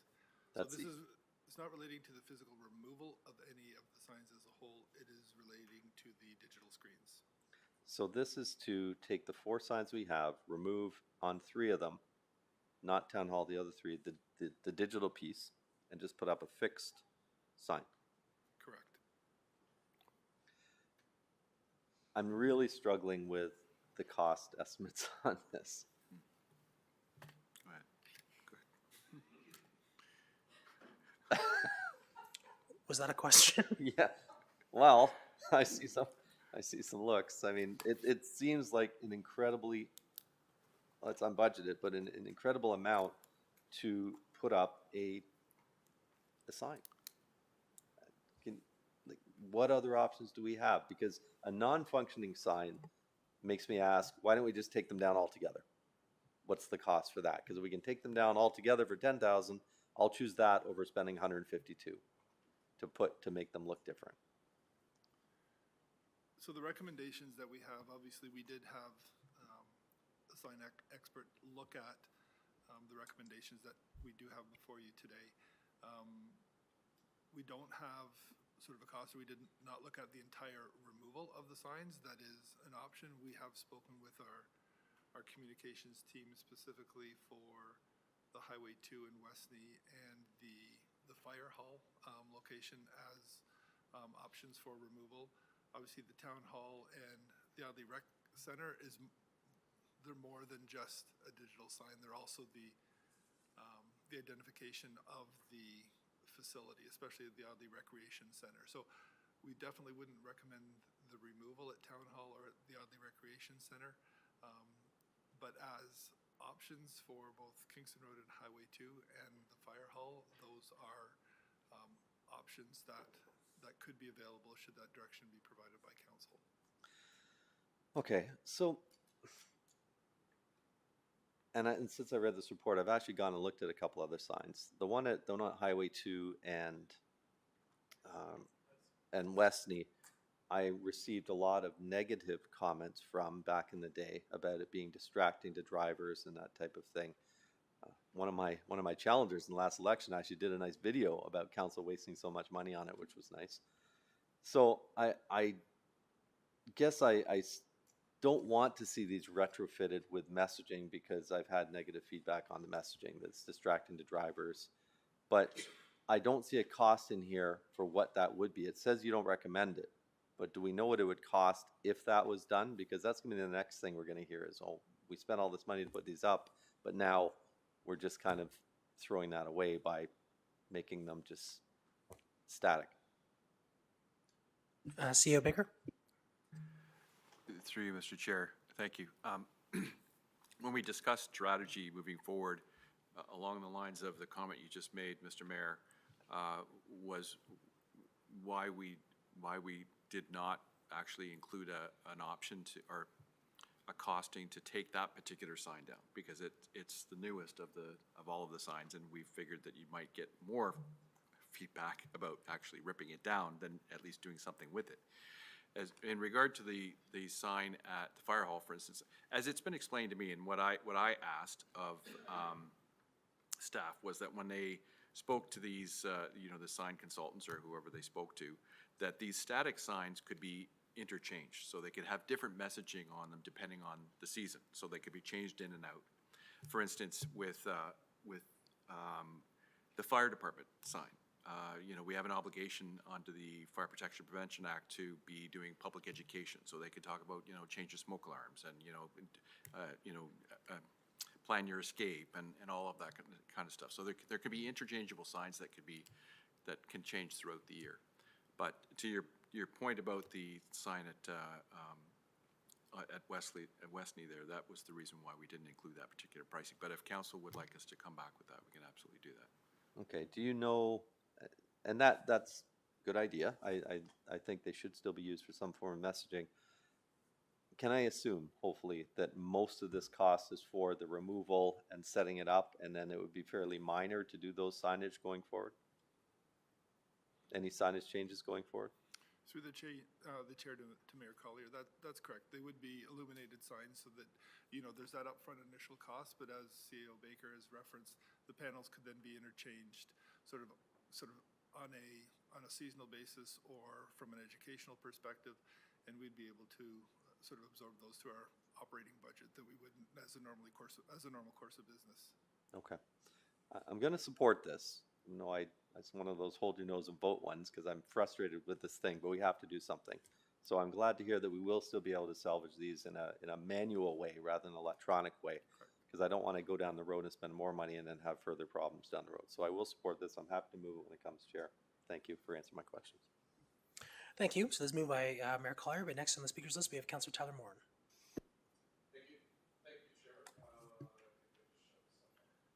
Am I there? Next, we have Thank you. Councillor Tyler Moore. Yeah, thank you. Mayor Collier pretty much asked all my questions. One of the challenges in the report is that the sign at Westney and Kingston Road, and I understand that it says "Welcome to Ajax," and somebody had said we're already in Ajax at that point. It's not really a gateway. It's right. But I was speaking to Director Meredith earlier today about this. So my question is, do we think of maybe in the future, we remove that one, and then in the future we move it to over by west of Elizabeth, like in that area there. I guess that's a question. But again, the one at Town Hall, if we went for it individually, makes sense to me, and the ones at the Fire Hall that CAO Baker just brought up, I thought that was an excellent point on getting those. It's just that one in particular. But I guess that would mess everything up. I'm having my own conversation, if you notice. I'm a little bit frustrated by this, because when they first went up, Regional Councillor Crawford can tell you, we got in a lot of trouble from the residents, probably the wrong wording, in the apartment condos on the northwest corner about it being too bright, then it didn't work anymore. a lot of time into this. So you're saying moving forward, my question is that we should be out of the woods, everything will work cleanly, and we're not going to have bright signs. We're not going to have huge costs. Kind of just settle, and everything will be fine. That's what you're saying, Director? Ish? Through the chair to Councillor Tyler. There's a question there somewhere. I apologize. The question was, is that what you're saying, I believe? Your assumptions are correct in terms of managing and controlling costs longer term. What I do want to point out is the Welcome to Ajax at Westey and Highway 2 was just a sample of what it could look like. It's not saying we're going to say welcome to Ajax at that location. So there will be a message, probably something different to that, but that's how it would fit in overall within that particular sign. Okay. And, okay, so that's all. Thank you, Chair. Frustrated with this one. Thank you, Councillor Tyler Moore. We have Regional Councillor Crawford. Thank you, Mr. Chair. Did you say they're illuminated? Like, would the one on Highway 2 be illuminated? Because I prefer that it not be.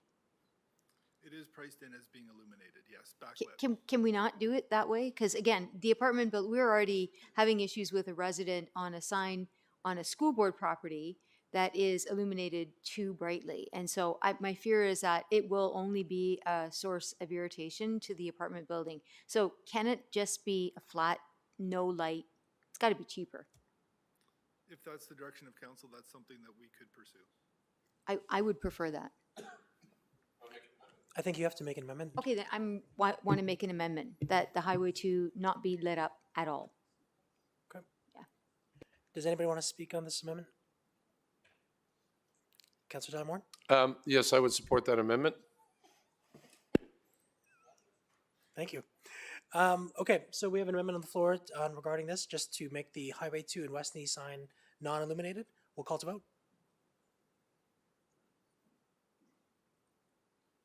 The amendment is moved by Regional Councillor Crawford. Just.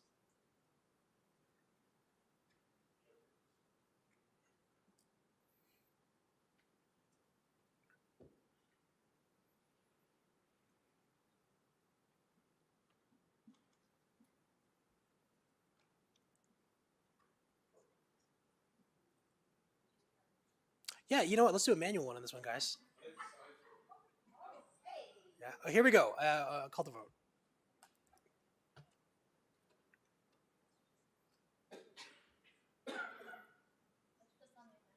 Just on the amendment, correct. Okay, and that passes. On the main motion as amended, or on the recommendation as amended, any more comments? We will call to vote then. Vote, everyone? Ginger? Okay, and that passes well. Thank you very much. Great, moving on to item 4.12 PDS-2023-19, the review of underutilized town facilities. In speaking order, we have Regional Councillor Crawford, Mayor Collier, then Councillor Henry. Regional Councillor Crawford. Request. Thank you. Through you, Mr. Chair. I just wanted to, I have a few questions on this. In the opening, under the recommendations, it says there that as per Council's motion of November 2021, GGC, staff were directed to develop a framework to identify and evaluate and select innovative startup businesses to lease and to be leased and used by our unidentified facilities. Can someone speak to how that was done, or if it was done? Yes, through the chair to Councillor Crawford, Samuel Tomasi can go over that with you. Through the chair to Councillor Crawford. Yeah, absolutely. That was done. What we did there is basically took a look at all the underutilized town facilities and then tried our best to understand what frameworks or what capacities or what criterias would conduce so then these businesses would be able to lease these facilities. And what we came up with is in attachment 1. So if you take a look at attachment 1, that is the criteria in which we are proposing that businesses would be sort of would be judged against in order to figure out if they would be able to participate in leasing these facilities. So did you do a call out to the community for that?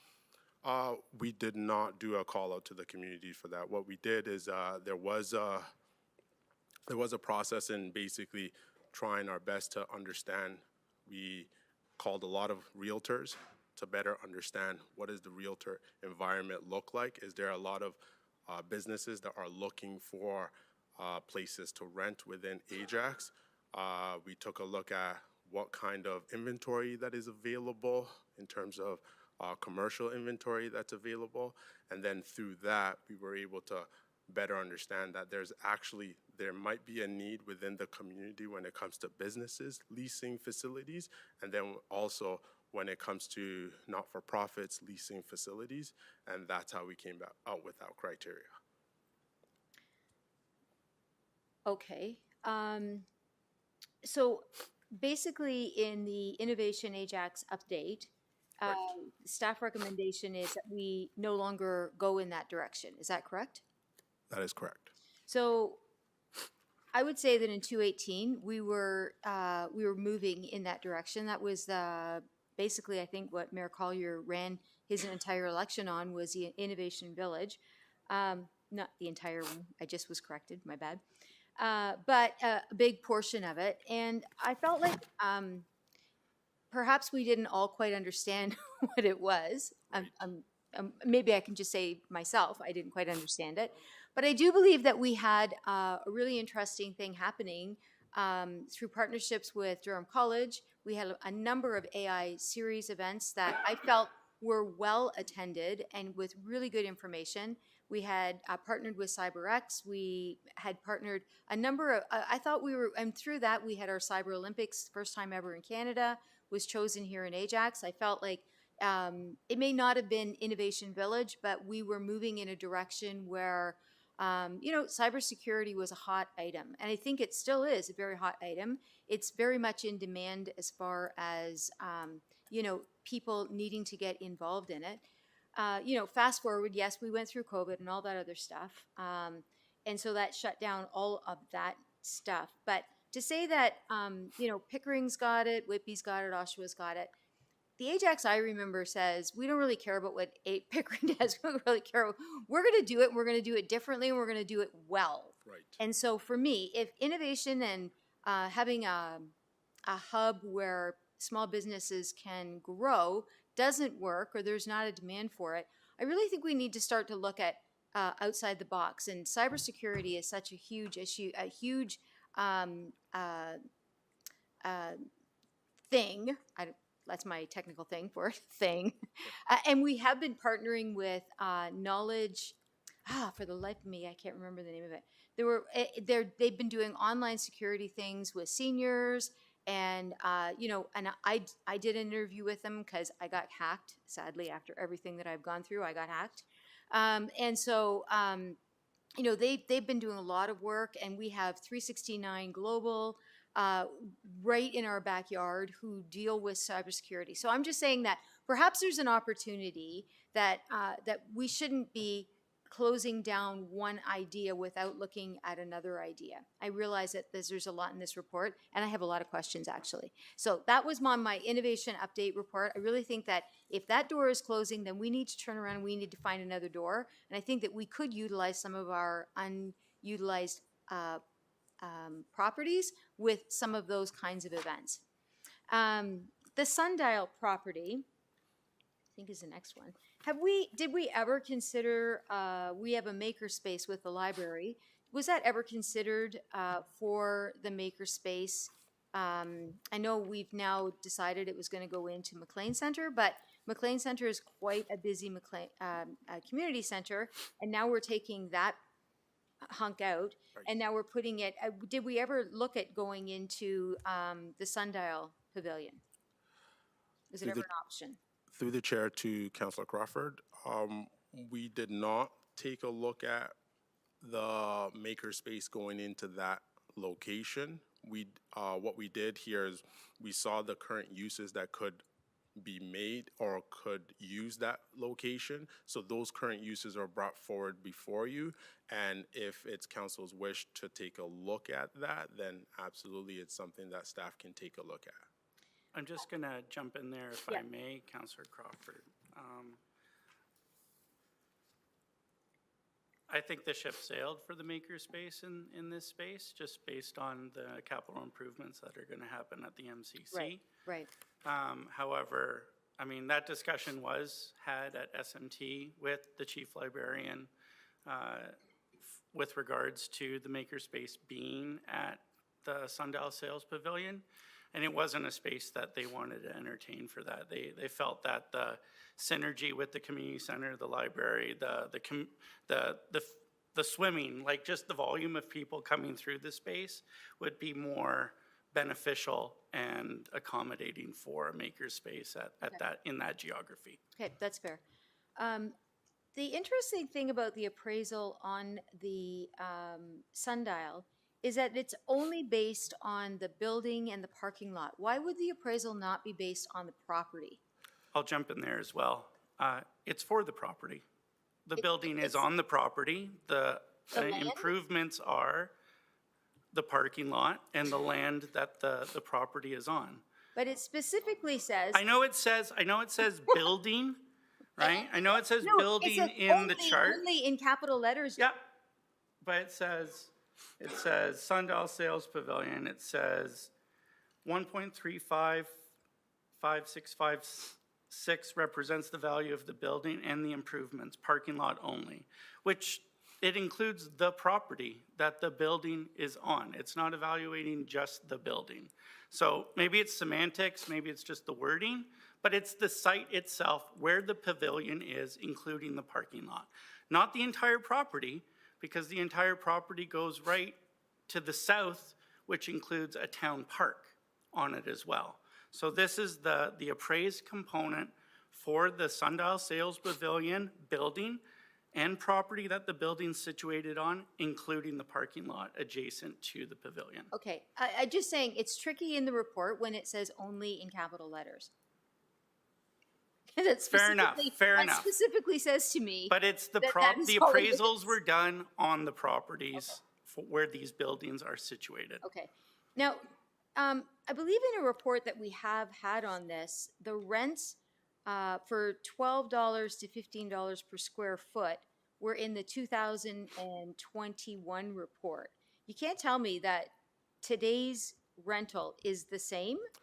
Yeah, so after we talked to some realtors, that basically if nothing changes, no improvements have been made to these properties, that those rates are exactly the same. Now, those rates were from 2021. So they were from the November 2021 report. So for today, from the realtors that we did speak to in regards to this report, looking at these properties, those are the minimum rates that these properties will go for. Sounds like affordable housing to me. Anyway, I had another question here. You did mention the distillery, Durham Distillery. I don't think we've had a report on that for about 2 years. I don't know that this is the place for that, but I would like to see a report at some point on that. The Hartridge House, Hartridge House, I have been abundantly clear that I have no intention of selling that property, given where it's located, unless somebody can guarantee me that we're not getting a high rise in there. And so, like, that's, for me, it's off the table. And the Quaker Meeting House, like, we have put so much money in that building, so much money, over budget, like 2 terms ago it was over budget. The basement was never part of the deal. And yet, Councillor Morin and myself did a community meeting in there, and the sound is ridiculous. Like, it rattles around like you can't hear yourself think. So, I mean, I think if there was even a possibility of doing something to absorb the echoing in that building, we might actually be more successful in using it. I think. Let me just, do you want me to surrender the floor and then come back to this? I think I might have some more questions. No, if you have no, I'm having a hard time reading my own writing. if you have notes, then by all means, feel free to ask questions now, but you can always come back if you need to. Yeah, I don't wanna, I think I pretty much, the only thing I will say, and I don't know that this is a spot to say, is that we haven't had an economic development report in about 2 years, so I would like to see one at some point. So I don't know how I have to do that. Maybe I'll just do that through clerks, but anyway, Right, I think that's it. appropriate. Thanks. Thank you. Next, we have Mayor Collier. Thank you, Chair. Through you to Mr. Tomasi or Mr. Romanowski potentially. I support the recommendations, number 1, that receive for information. Number 2, not as much. And number 3, yes. I want to ask a little bit about the properties, because I don't feel that this report captures everything that council wanted to do in our recommendations on November 15th, 2021. Just to the properties, I echo Councillor Crawford's comments on the Quaker Meeting House. We spent about $3 million retrofitting that to bring in $33,000 in rental revenue. It's about $400 a pop. I don't think we're utilizing that property, but it's not something that we can dispose of. I would like to see a plan on what we can use to really get the use of that building up. But I think renovating the basement is going to be not cost effective. I think it's cost prohibitive because it'll require an elevator.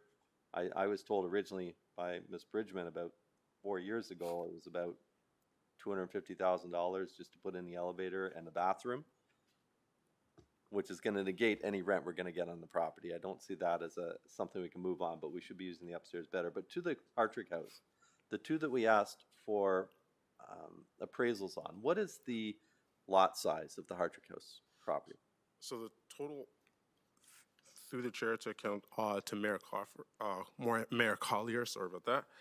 The total site is about 1.53 acres, or about 62 hectares. Okay.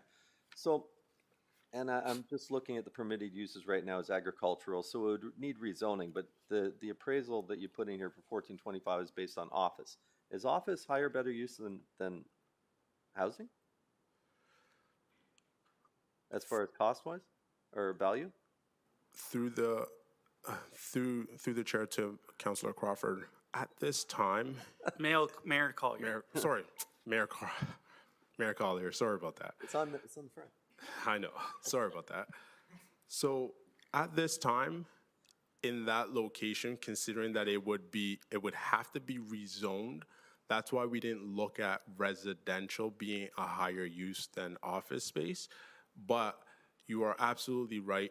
Residential is a higher use than office space. It's just that at this location, considering that it can be used as an office space is the highest use. Okay, I would agree with Councillor Crawford that it would not be suitable for high-density mixed use, but I also don't think it'd be suitable for office. I think single-family residential in that neighborhood is fitting with everything else. And I do know that land values for that are between $2 and $3 million an acre. So based on 1.5 acres, that's at least a $3 million land value, I would suggest. So I would ask that, okay, I'll come back to that. I don't think that has answered our questions with regards to that appraisal. Let's talk about the sundial for a second. Sorry to interrupt. Just before on that point, because I think CEO Baker wanted to just speak on that quickly. CEO Baker? Thank you. Through you, Mr. Chair. I just wanted to point out that the Hartrick House, because it's a heritage building, cannot be torn down. It can be moved at great expense, but it can't be torn down. Fair enough. Okay. Thank you, CEO Baker. Go ahead, Mayor Collier. The sundial sales pavilion, what's the land size, not including the park, the pavilion and the parking area? Yeah, absolutely. Through the chair to Mayor Collier, just the site in which the building and the improvements, which is the parking lot, sits on, would be about 0.69 of an acre. Okay, so that appraisal might be more in line. It's still probably closer to 2, but I guess where I'm going with that would also, it says the zoning would require rezoning potentially if someone was to purchase it. I guess where I'm going with this is I agree with the recommendation that you put in here that we not pursue the, what did you call it? The innovation Ajax. I think after COVID, things have changed considerably. People getting into spaces to do these things is no longer as applicable as it was. Fine, I can agree with that. Where I have concerns with this is I don't believe that it's in our mandate to be a landlord. And I'll just bring up the Mill Street with the Durham Distillery. We're getting 30-odd thousand a year revenue. Do you know what the operating costs are for that building? Because it's not in the report. Through the chair to Mayor Collier, sorry about that. That specific property, I do not have that specifically here, but I can send that to you. I would assume in the lease agreement they're responsible for operating, but they are responsible in a previous report, I think it was the November 15, 2021 report that, which I did go back and read, that building requires new windows, new roof. We've already redone the parking lot. So what I'm getting at is to earn $36,000 in revenue, we will have to do hundreds of thousands of dollars worth of capital improvements to the building. And that applies also to the Hartrick House because I'd asked the treasurer, I'm not sure if I have it yet, not yet, but I don't remember what in this budget the cost was for the new roof on the Hartrick House. But I know we've spent hundreds of thousands of dollars, and it's in the report saying, I think 4 months last year and 5 months the year before, the building was closed for maintenance, for HVAC and everything else. The operating is one thing, but the capital cost of these to have them is huge. I'm having trouble justifying the recommendations in the report to maintain those buildings for the current, I'll call it minor usage we have now, and keeping the sundial building for potential future once the recreation culture plan comes out, that we might need it. When we have many pressures on our capital budget today. We have many projects that can't proceed, like the Hunt Street extension, for instance, like the Pickering Village Arena site that I've been hoping to have redeveloped my entire 20 years here on council. And by doing some of those, I think we would have a much, much more community benefit than trying to maintain some buildings that could be worth a few $1,000,000 each, but we could make better use of those money somewhere else. So I'm not seeing that in this report. So I'm going to move an amendment, Chair. I'm going to let everybody else speak first, but I'd ask that you come back to me for an amendment afterwards, please. Noted. Thank you, Mayor Collier. Next in the queue is Councillor Bauer. Thank you, Chair. Good afternoon, Mr. Tomasi. Thank you for the report. Just a few questions. Who actually did the appraisal of these properties? Through the chair to Councilor Bauer, it was PVCI Appraisals, and they're based out in Oshawa. Okay. So I'm sorry if it's in the report and I missed it. So, and then you would have taken their information and consulted with realtors to get sort of more, 3 quotes kind of deal?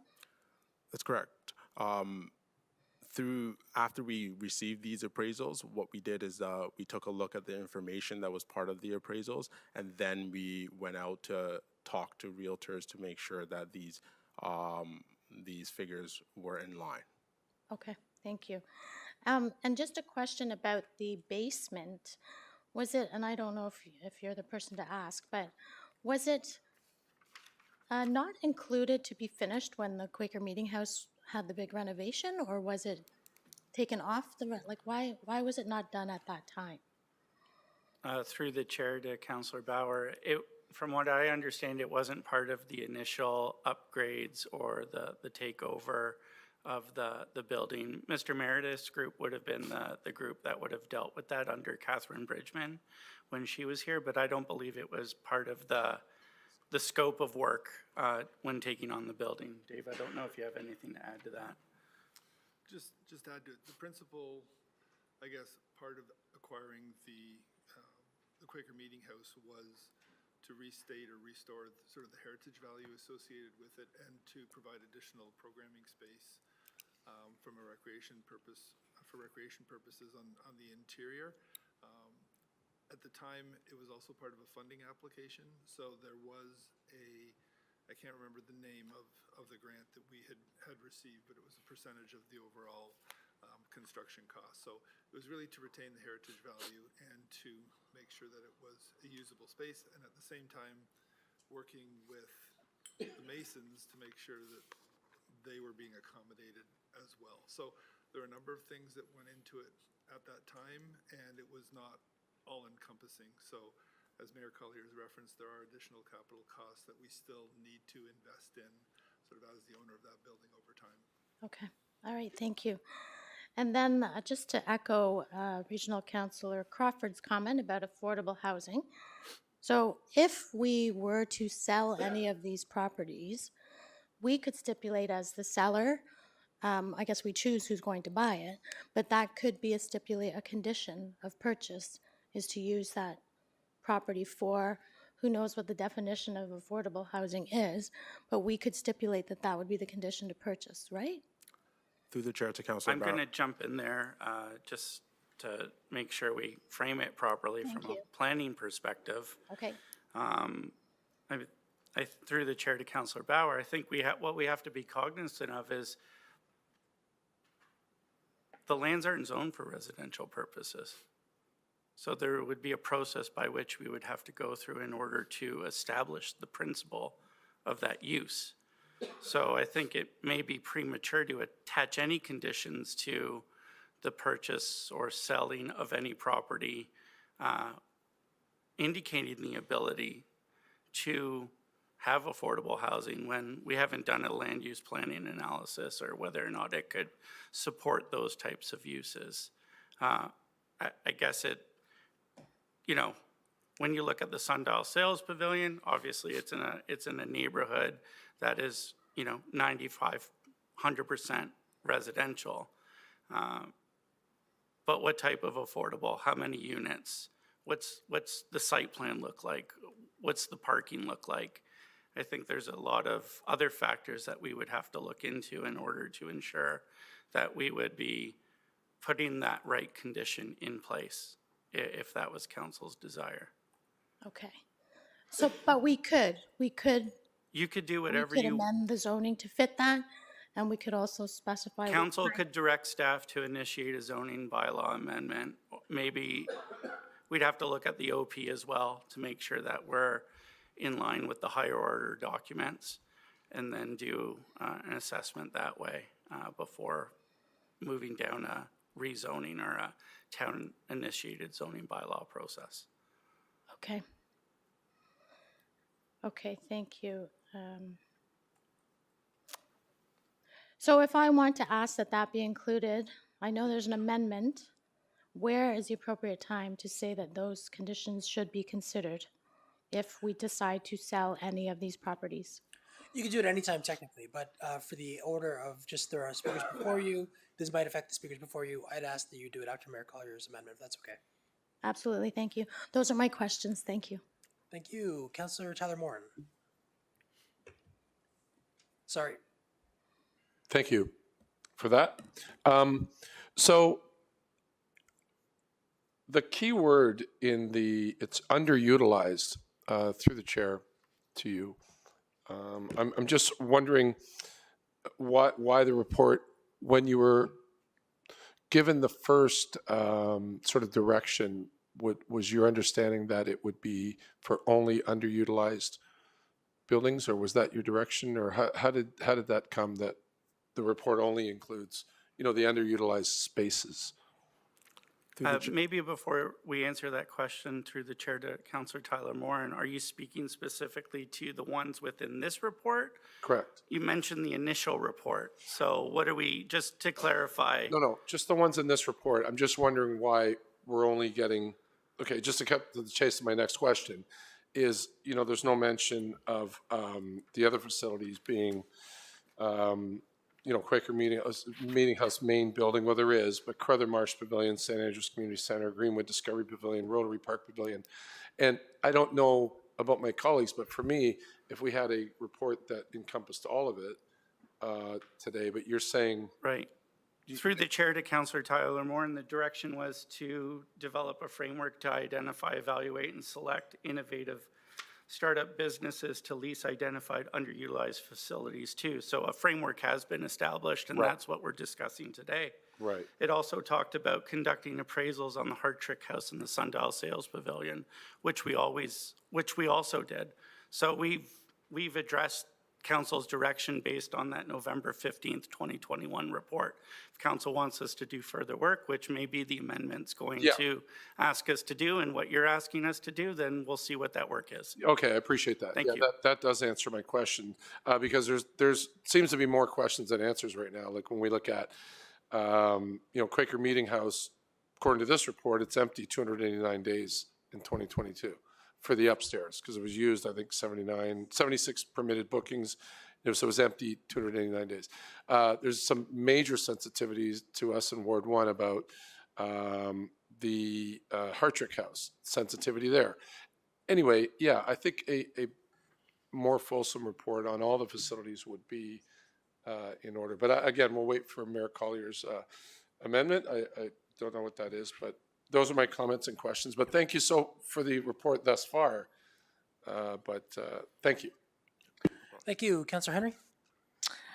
Yeah, so I have a question, but before I ask my question, I want to bounce off Councillor Bauer's question. So I guess this would go to Director Romanowski through the chair. With regards to selling off any of these properties, should we choose to, as a council, direct this to be done?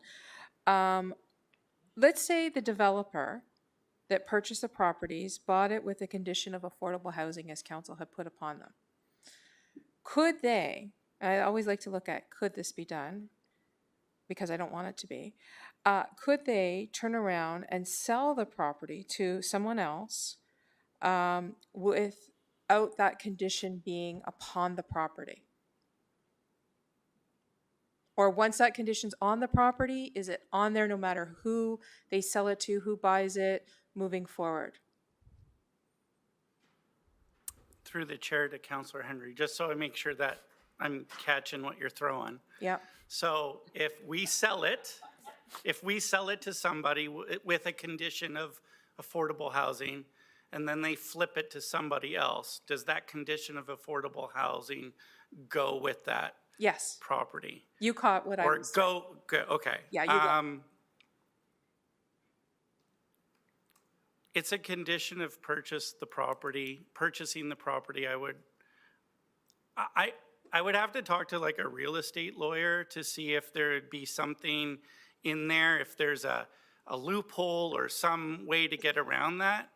I think the desire of council to sell it in that position that would be put forward, that would be within the direction that council would provide, and staff would maintain that that would be a condition that would have to continue, whether it was the initial purchaser or a future purchaser of the lands. But I would need to get a legal opinion on how the mechanics of that would work in the background. But I would assume, based on a council decision, that that condition would stay in place even if one was to flip the property into the future to an alternate purchaser. I would ask through the chair that you please just note that could happen, and should this council choose to sell property, I understand Councillor Bauer's desire. We would want to do it in a way to better Town of Ajax residents, and therefore would not like to see a developer down the road make a profit off something, an extraordinary profit off something that was not the intent of this council at the time of the initial sale. If safeguard us, Jeff, safeguard us. Thank you. My next question through the chair would be just a general question to whoever on staff could answer this. Currently, the Sundial Pavilion, is that been kept up, and is that an option to hold community meetings? Is it in good shape? Could we book that or not? Through the chair to Councillor Henry, the last time I was there, which was about a month ago, it's a nice facility. It is possible to be able to book it as a community meeting space. Obviously, it would need some cleaning and some other sort of upkeep, but it is possible. So currently, through the chair, at this time, well, it's just sitting there, it's sitting there unused, correct? Am I correct in that assumption? That's correct. Okay, so we could be renting this out to the community in general in that area, as well as if myself or Regional Councillor Lee wanted to use it for a community meeting. All this is possible, correct? That's correct. It's a town facility on town property that could be utilized for an assortment of community events, activities, open houses, ward meetings, etc. And how many, sorry, through the chair, how many persons does this facility hold? I'm not too sure on through the chair to Councillor Henry, I'm not too sure on the occupancy, but you got about 16 to 20 parking spaces that exist in the parking lot, as well as accessible parking, and the building itself is fully accessible. And it does have also a rough-in for an elevator in the basement if we were to renovate that space as well and increase the amount of usable floor space. Excellent. So in the meantime, till we decide what to do with it, there's options to use it. That's correct. That's all my questions. Thank you. Thank you, Councillor Henry. So I believe we have 2 amendments forthcoming. We'll start with Mayor Collier. Thank you, Chair. And I don't want to get ahead of ourselves. We're not selling anything right now. We're just asking for an appraisal and getting the information. So zoning and those other things, I don't want to get into on this. This is just asking for some further information. So I am fine with recommendations A, B, and C. I would like to add an amendment and add a bullet D. I provided to the clerk. I don't know if they can put it on the screen, but I will read it. Because following up on Councillor Tyler Moran's comments, I also hoped for a more sort of fulsome view of all of the properties and I'll just read it. that staff prepare a fulsome report on all 7 properties, being Hartrick House, 120 Robertson Drive, Greenwood House, 2280 Greenwood Road, which is probably going to be, is going to be demolished, Central Park Ajax Sales Pavilion, Ajax Plaza, Mill Street Fire Hall, 25 Mill Street, Sundial Sales Pavilion, 99 Barnum Street, Quaker Meeting House, basement level, 457 Kingston Road, and Village Library, 58 Church Street. I did miss off of here,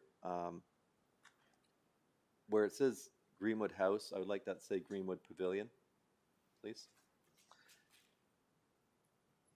And report back to council immediately following the approval of the Arts and Cultural Plan on these building capital and maintenance costs, past and future, as well as revenues from permitting. And I'd just like to speak to it quickly, Chair. While the clerk is putting that up, why don't you speak on that first? Okay.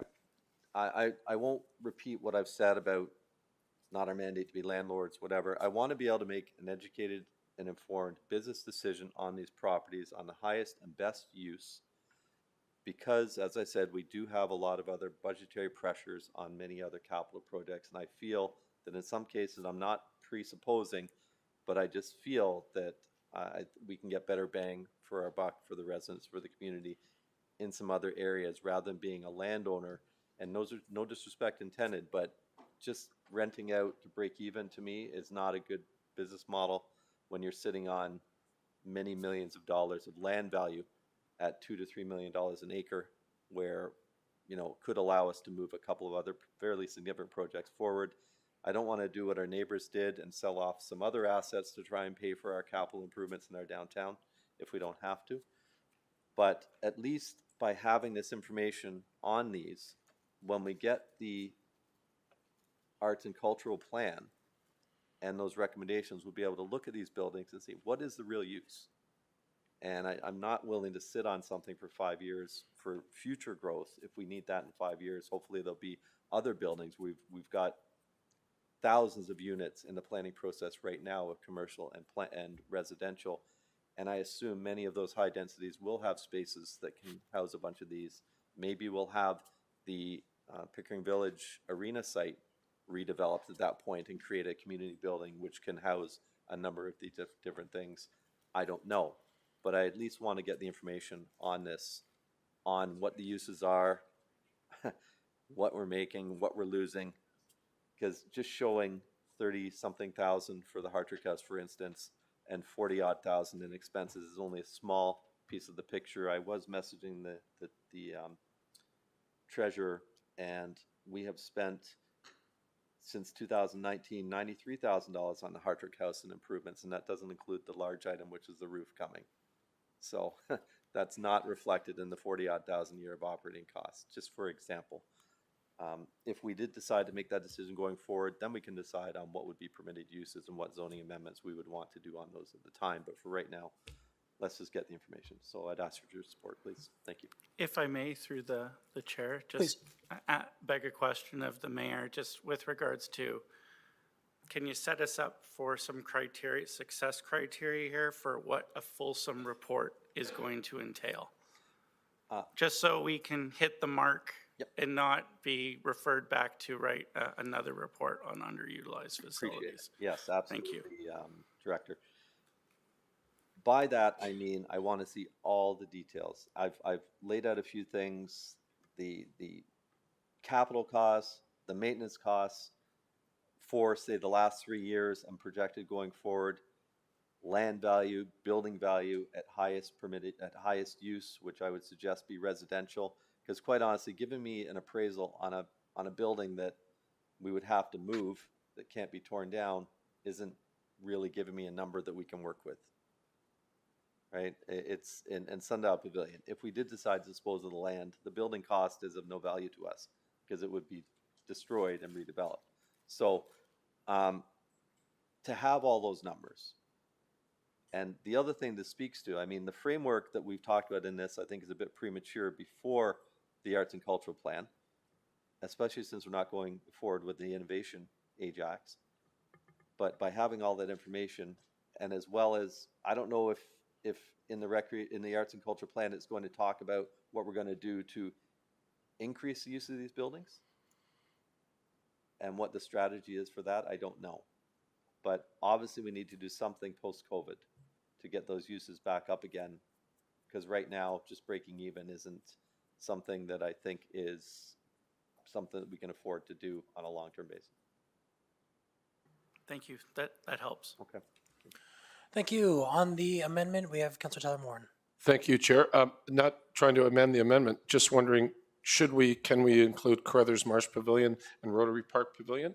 Or are they in, my question through the chair to any, are those different animals or is that just redundant? Director Romanowski. I just want your opinion. I realize I can say. I don't think those should be part of this Okay. discussion. I think those are key facilities along our waterfront that serve multiple purposes to our community. Oh, And, absolutely. you know, they're on public lands. I don't know if one of the other directors want to okay. jump in on that, but I would just please stay away from those. Yeah, okay, I'll leave it there. I just wanted. If I said can jump in there, through the chair to Councillor Tyler Morin. Both Carruthers and Rotary are fairly well utilized, not only from a town program perspective, including summer camps and the sort, but as well as private rentals. We've got regular rentals most weekends at both facilities, as well as business uses during Monday to Friday. My recommendation would be not to take a look at those, but. Right, and they certainly aesthetically, they're beautiful part of the waterfront. I just was asking, okay. And sorry, Director Meredith. Just on that real quickly, the Rotary Park Pavilion, we are doing a feasibility study on it this year, so that's money that council has approved as part of the budget. And in 2024, our plan is to update the waterfront management plan, so I think we'll look at the waterfront in its entirety over the next year and a half. Twice, yeah.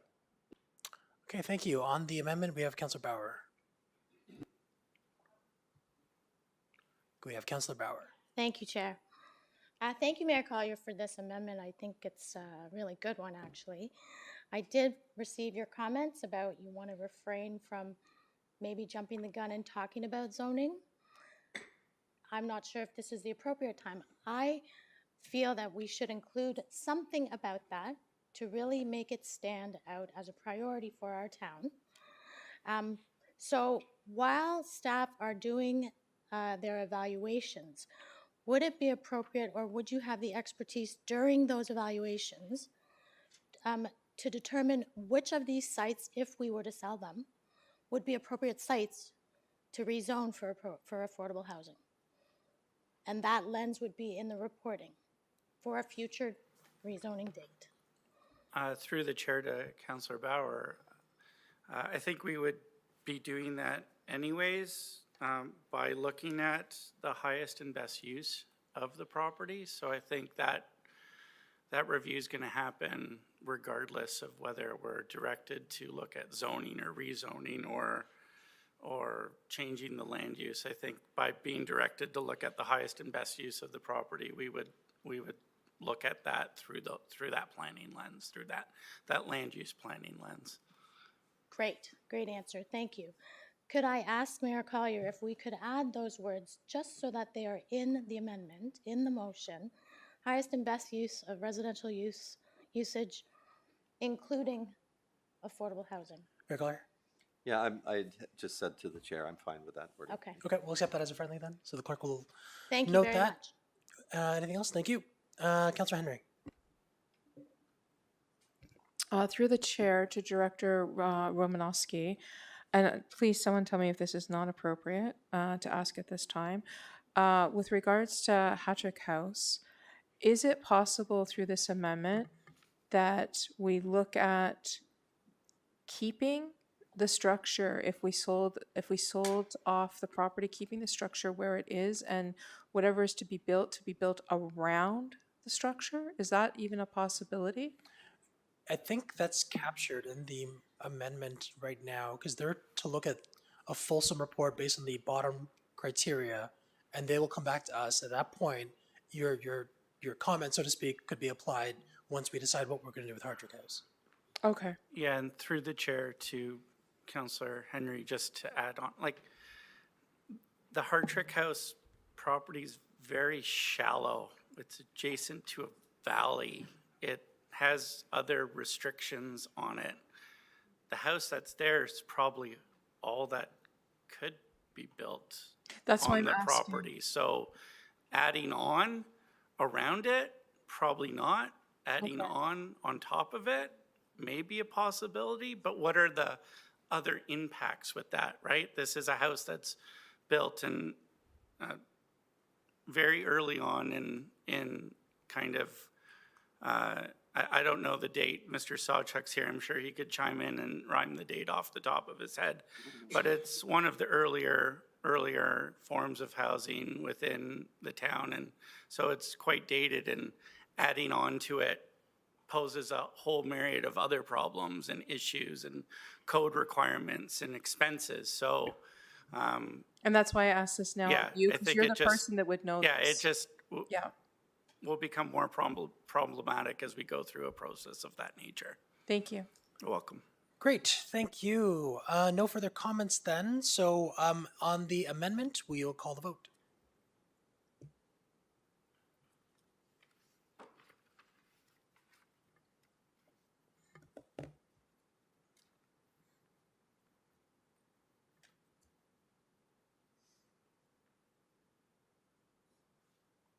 The amendment passes.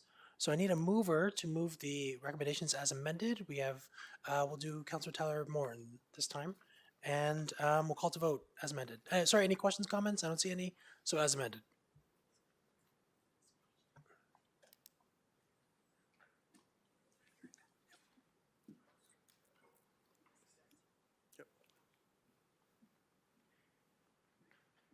Okay, that passes.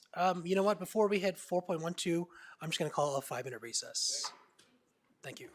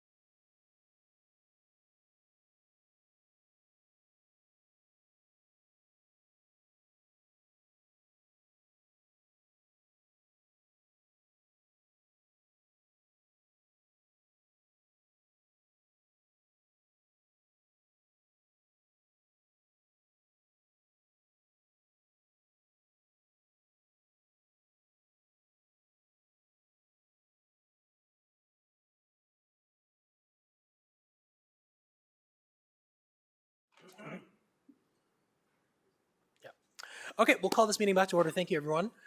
We are now on 4.13, the LIS 2023 updates to the noise bylaw. We have Regional Councillor Crawford with a question.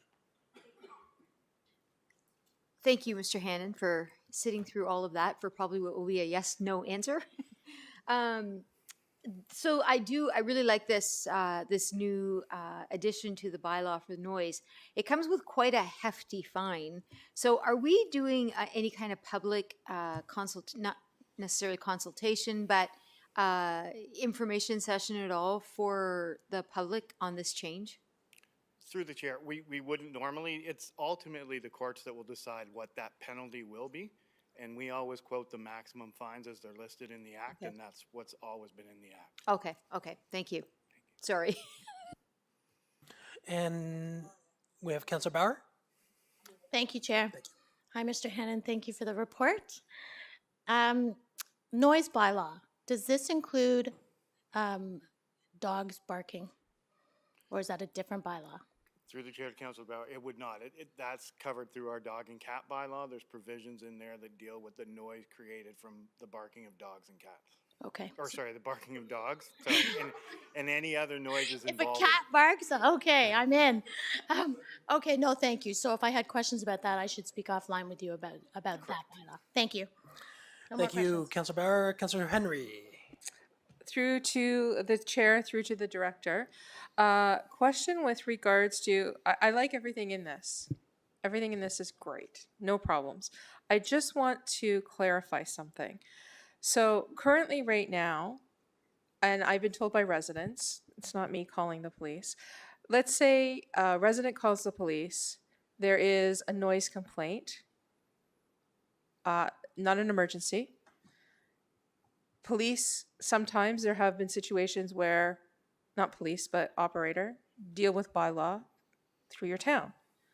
You and I have spoke many times, bylaw's not set up as reactive. Understood. So how will this change or help the residents when they call the police looking for help regarding a noise bylaw infraction? And will this change the response the residents get when calling for this? Can you give me some direction there? Through the chair to Councilor Henry, it will not change any of that responsibilities on who's responsible for what. The issue when residents are calling in the middle of the night, if the issue is occurring right this moment, then it would be something that would be deemed to be disturbing the peace, and the police have the authority under those powers to deal with that noise. The follow-up issues involving our bylaw violations, we can follow up with noise investigations and charges based on that. But what the police are being called is to close down an issue at 1 o'clock in the morning. That bylaw staff would not be responding to. The noise bylaw responses are people that have loud music in their house that aren't using it as a party atmosphere, that they're just necessarily creating nuisances that are disturbing the neighborhood. It could be somebody who's doing extensive repairs on their property till 11 o'clock midnight. That's the stuff that bylaw staff would follow up on and deal with. But when it comes to groupings and parties, those incidents of noise is disturbing the peace, and that's something the police would be responding to. In relation to parties, this provisions for fines would allow the police investigations to be able to ask for higher levels of fines if they're based on outside activities. So festivals, Airbnbs that are being rented for parties, that is something the police could do. But bylaw staff would not be responding to any of those, as staff are not equipped to deal with a house party of 70 people. Excellent. So, and thank you for saying Airbnb, short-term rentals, because that has been a concern, as you know, in Ward 2. So that's great to hear that that will be advocate for helping in that situation. Thank you. Thank you. So we have this moved by Regional Councillor Crawford. Any other questions, concerns? Seeing none, we'll call to vote.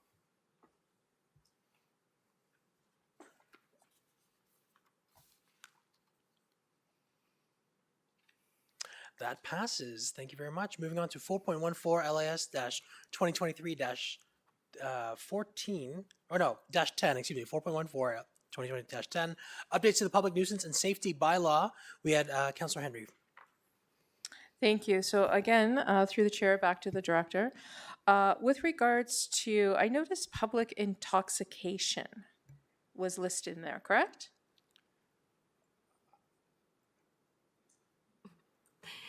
Yes, I believe that's part of the new wording in the new section we've introduced. So correct me if I'm wrong, but isn't there something coming provincial way with regards to having a few drinks in the park, or has that already passed provincially, or? And how does that play in with that? Through the chair, so there is criminal offenses for being intoxicated in public. What the police have asked us to do is to amend this bylaw as those do fall under the criminal code. This would allow them to lay provincial offenses charges, which wouldn't have as much long-term effect on young individuals that make bad decisions in a park and have too much alcohol. This would allow them to issue a ticket for that purpose and not deal with it through the criminal side of their investigations. Interesting. If I could just, pardon me, Go ahead. Counselor, if I could just add to that, the other purpose, that's a great point Mr. Hannon just raised, but the other purpose was just to give the police a more sort of efficient enforcement tool when they're dealing with issues like this that are rampant and sort of repeat locations. Pursuing those things under the criminal code can be a lengthy process, where issuing a ticket under a bylaw, it just gives them another pathway for enforcement that can be more effective in the moment.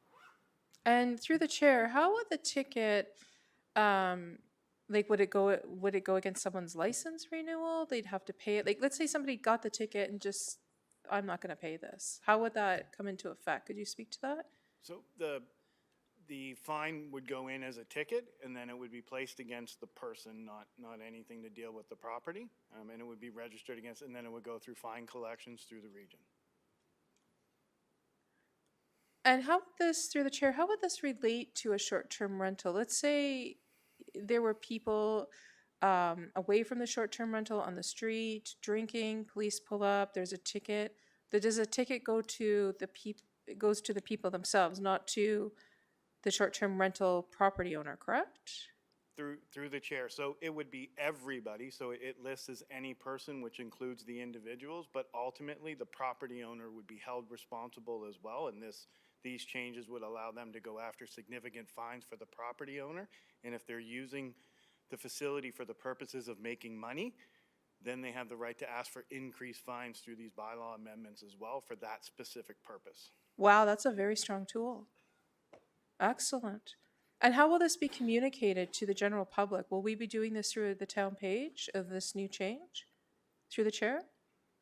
Through the chair, we can definitely utilize communications to do some updates on that. And I believe the DRPS will also be interested in promoting this as well. But we will make contact and try to promote that as well. And I know this is a little out there, but because we talked about short-term rentals to the chair, would we be communicating with any of the short-term rental companies in the town of Ajax, or no? Through the chair, at this point, it hasn't been discussed, but we still have the discussions happening about where we're moving forward with short-term rentals. Excellent. Great tool. Thank you for bringing that forward. That's all my questions. Thank you. Councillor Tyler Moore. Thank you, Chair. Through to you, to Mr. Hannon. Does this public nuisance and safety bylaw apply to someone who is engaging in activity in their own backyard, such as swearing, smoking weed, maybe items encroaching over a fence? Through the chair, no, it wouldn't. There's specific legislation. People are allowed to do certain activities on their property, and then there's certain civil issues that come into play, like encroachment on neighboring properties. So they would not, this bylaw would not be dealing with that. Swearing, yelling, and screaming, that yes, it could apply. Oh, it could apply to that. Correct. As well, our noise bylaw could also apply depending on circumstances. Kind of touch both. Okay, that's great. Thank you very much. Thank you. Councillor Bauer. Thank you, Chair. Where would public bonfires on the beach fit? Would that be in this public nuisance and safety bylaw? Sorry, if you could repeat the question, sorry? Yes. Is there a bylaw for having bonfires down at the waterfront, and would it be in this bylaw? Through the chair, no, it wouldn't be. It would be in our parks bylaw. So currently, staff are still under the direction to have zero tolerance in relation to the bonfires.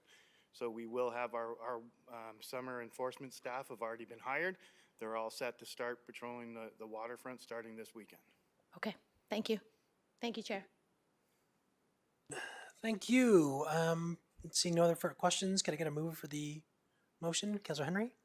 And we'll call to vote then.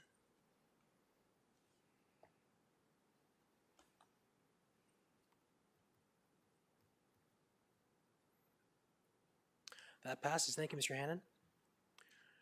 Moving on, there are no more items on the consent agenda. Moving on to discussion.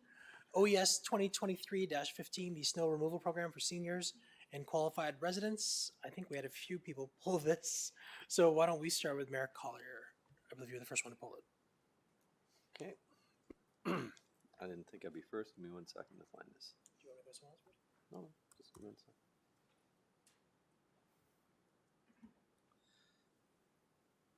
So thank you for bringing this forward, Mr. Meredith.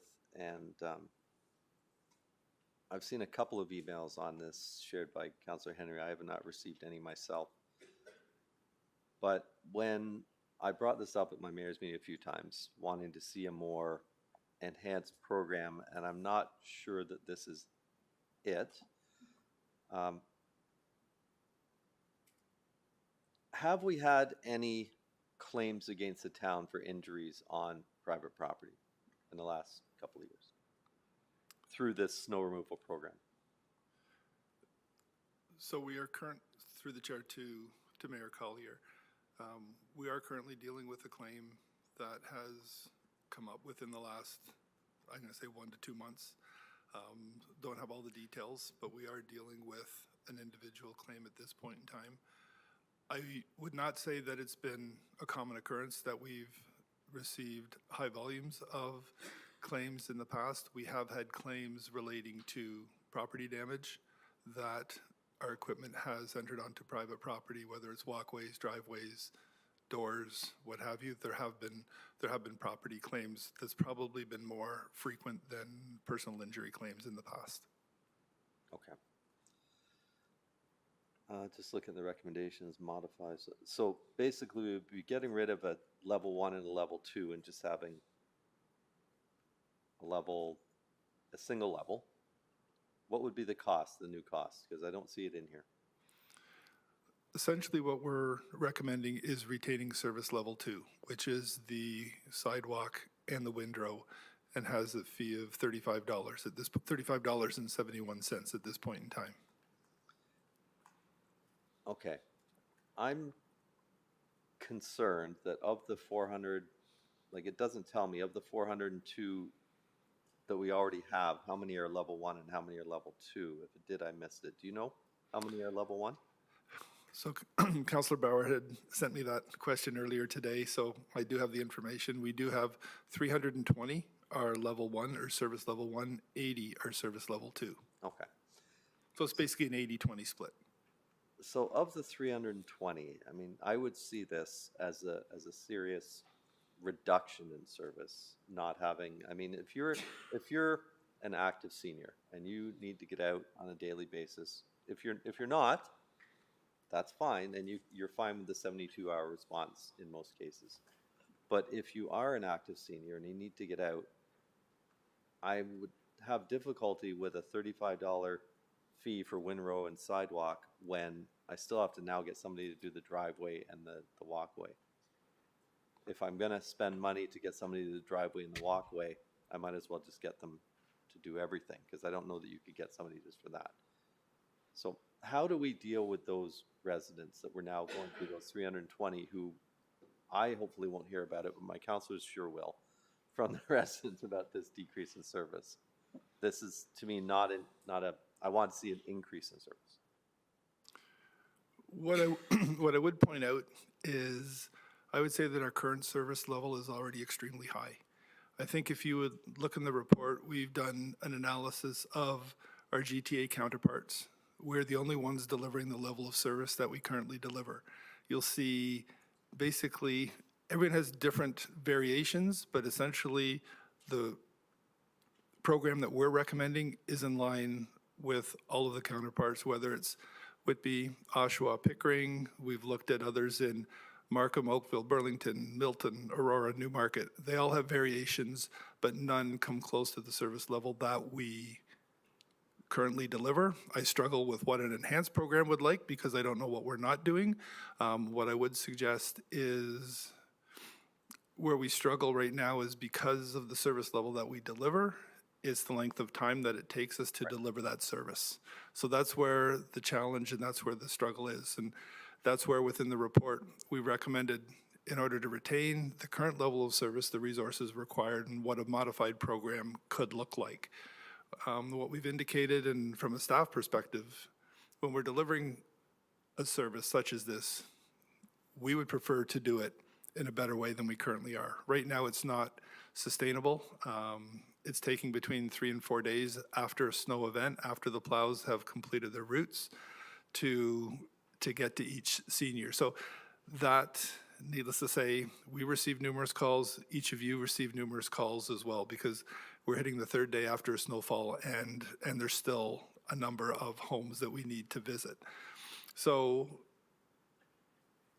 there's a level of service that we provide and the resources needed to deliver that service. And then, as you referenced, the risk management side of things, that we have concerns when we've spoke to the insurance pool, when we have talked to other municipalities, it is a concern that that we have on a go-forward basis. We only see the number of claims increasing as opposed to decreasing over time. I'm not questioning at all that, I mean, this is the problem. We can't provide a level of service. What the others do is great. And we want to basically go down in level of service. And that's when you're in a municipality trying to decrease level of service is problematic. And what I am saying is I think the $192 for the service we provide is too low. And I'll just say, I mean, the 600 odd that you quoted on what the cost would be to get it done sooner, $648.98, is in line. I pay $700 a year to a private contractor to come and clear my driveway, sidewalk, windrow. That's what the cost is. And I think that's an accurate cost. I think personally, and I want to hear what councilors say, I would rather see, rather than reduce to just only have a level 2, which I think is going to be an issue, somewhere between the 190 and 648, find sort of a spot where we can maintain the level of service we have. Maybe we can't get it done in 12 hours, maybe it's still 24 or 36 or whatever, but not 48 to 72, and find sort of that happy medium. Because we have to offer a fair price for the service, but also, you know, I just see a lot of problems if we try and go back. I'll leave it at that. I mean, I'm glad to see this come back again. I'm not sure what's going to happen with it today. I want to hear what council has to say. Thank you for answering my questions. Thank you, Councillor Henry. Thank you, Chair. I'm going to wear 2 hats today. And because I sit on the advisory committee, I'll be reading a report that was sent to me with regards to commentary from the advisory committee. Sorry, accessibility committee. My apologies. So the committee, and I'm going to just read it. This is not me paraphrasing. I'm just strictly reading it. Accessibility Advisory Committee members are quite frustrated. They were not consulted on proposed changes to the program impacting people with disabilities. Why was no survey sent out to existing snow removal program participants to gauge interest in paying with a proposed fee increase and/or change in service? There has been a significant lack of communication with existing program participants. For people with disabilities, there will be challenges to find alternative, reliable services in the town if the town no longer provides a snow removal program. Is the fee of $190.41 increased to $648.98 account for the entire snow season? If it is a yearly fee, then I think the rate is still fairly reasonable. Now, keep in mind, this is not a paragraph. That was one sentence. Different people have given different responses on the committee. New sentence, residents may still be interested in service 1, windrow, driveway, sidewalks, path to door, and some may even pay the increased program fee of $648.98. Unless there isn't a lot of interest in, for Service 1 from the residents, I would suggest keeping the program and having an increased fee of $649.98 to recover the cost. New sentence. As Service 1 presents a significant risk in property damage to private property, can't the residents who are still interested in this service sign a waiver and pay an addition on insurance to cover any liability? New statement. I would agree that the current program may not be suitable in the long term. Can't we work together with a third-party contractor to deliver Service 1 instead? New sentence. The program must include driveway, windrows, and sidewalk cleaning.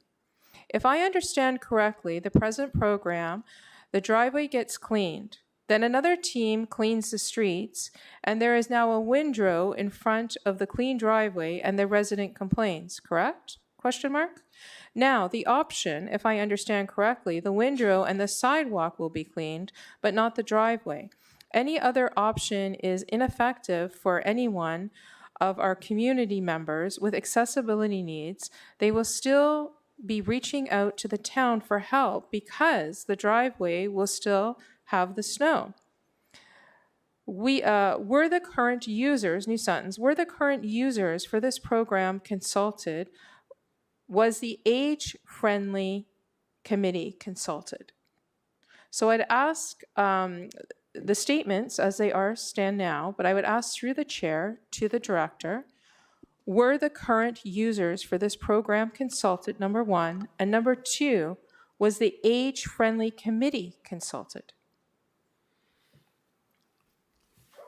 Specifically consulted, I would say no. I would say the feedback that we've received through the residents, we do have staff that do attend the older adult committee or group sort of on a regular basis and hear the concerns that are raised by individuals.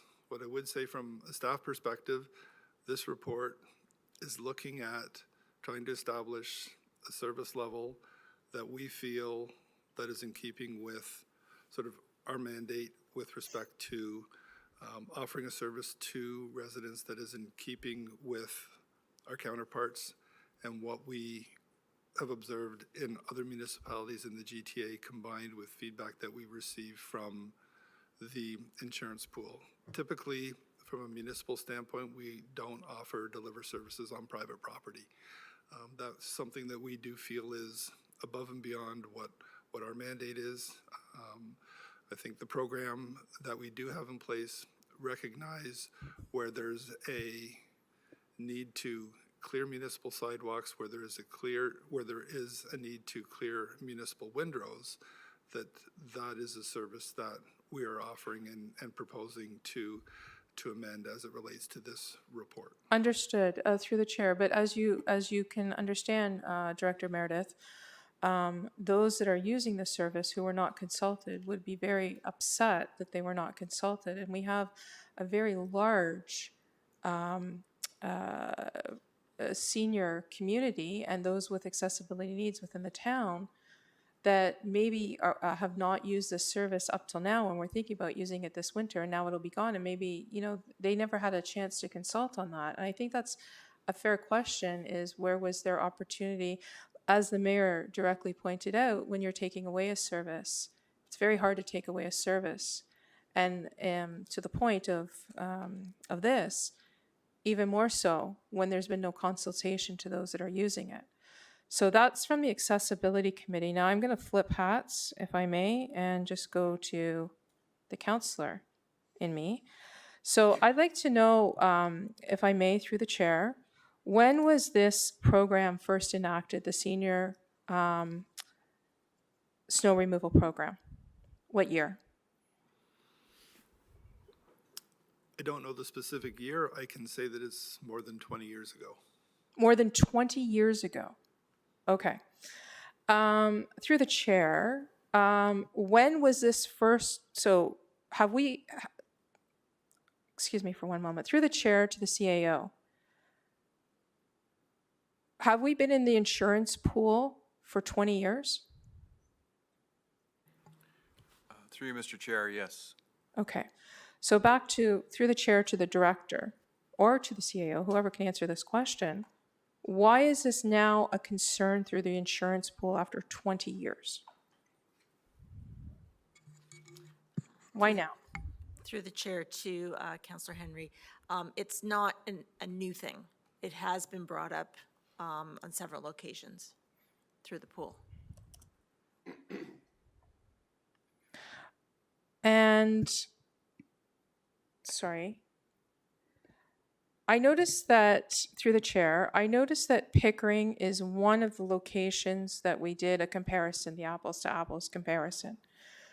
So my understanding is, and someone correct me if I'm wrong, that Pickering contracts their senior snow removal service out.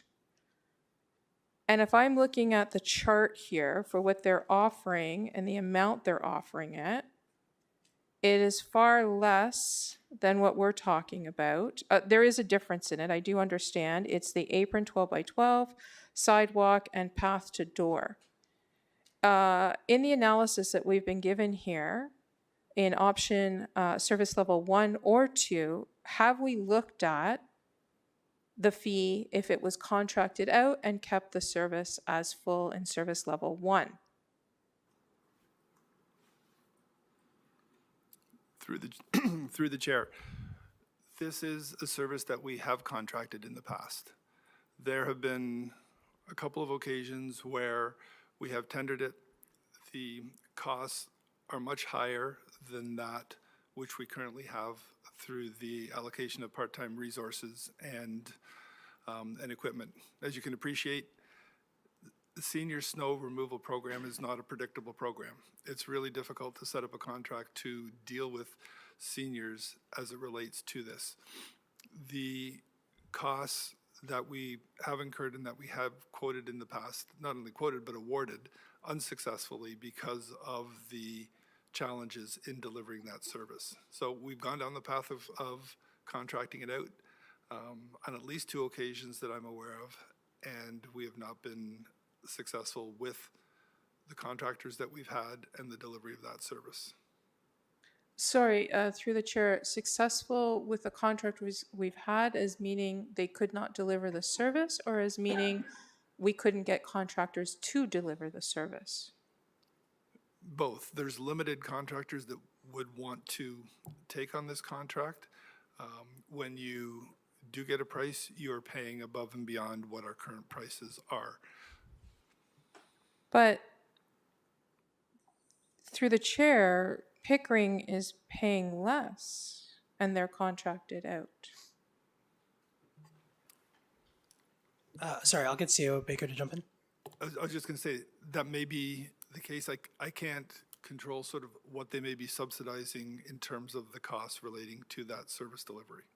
Okay, so at this time, I would like to put forth a deferral, I guess. One, that this come back to council after a full consultation be done with the accessibility committee and that of the senior,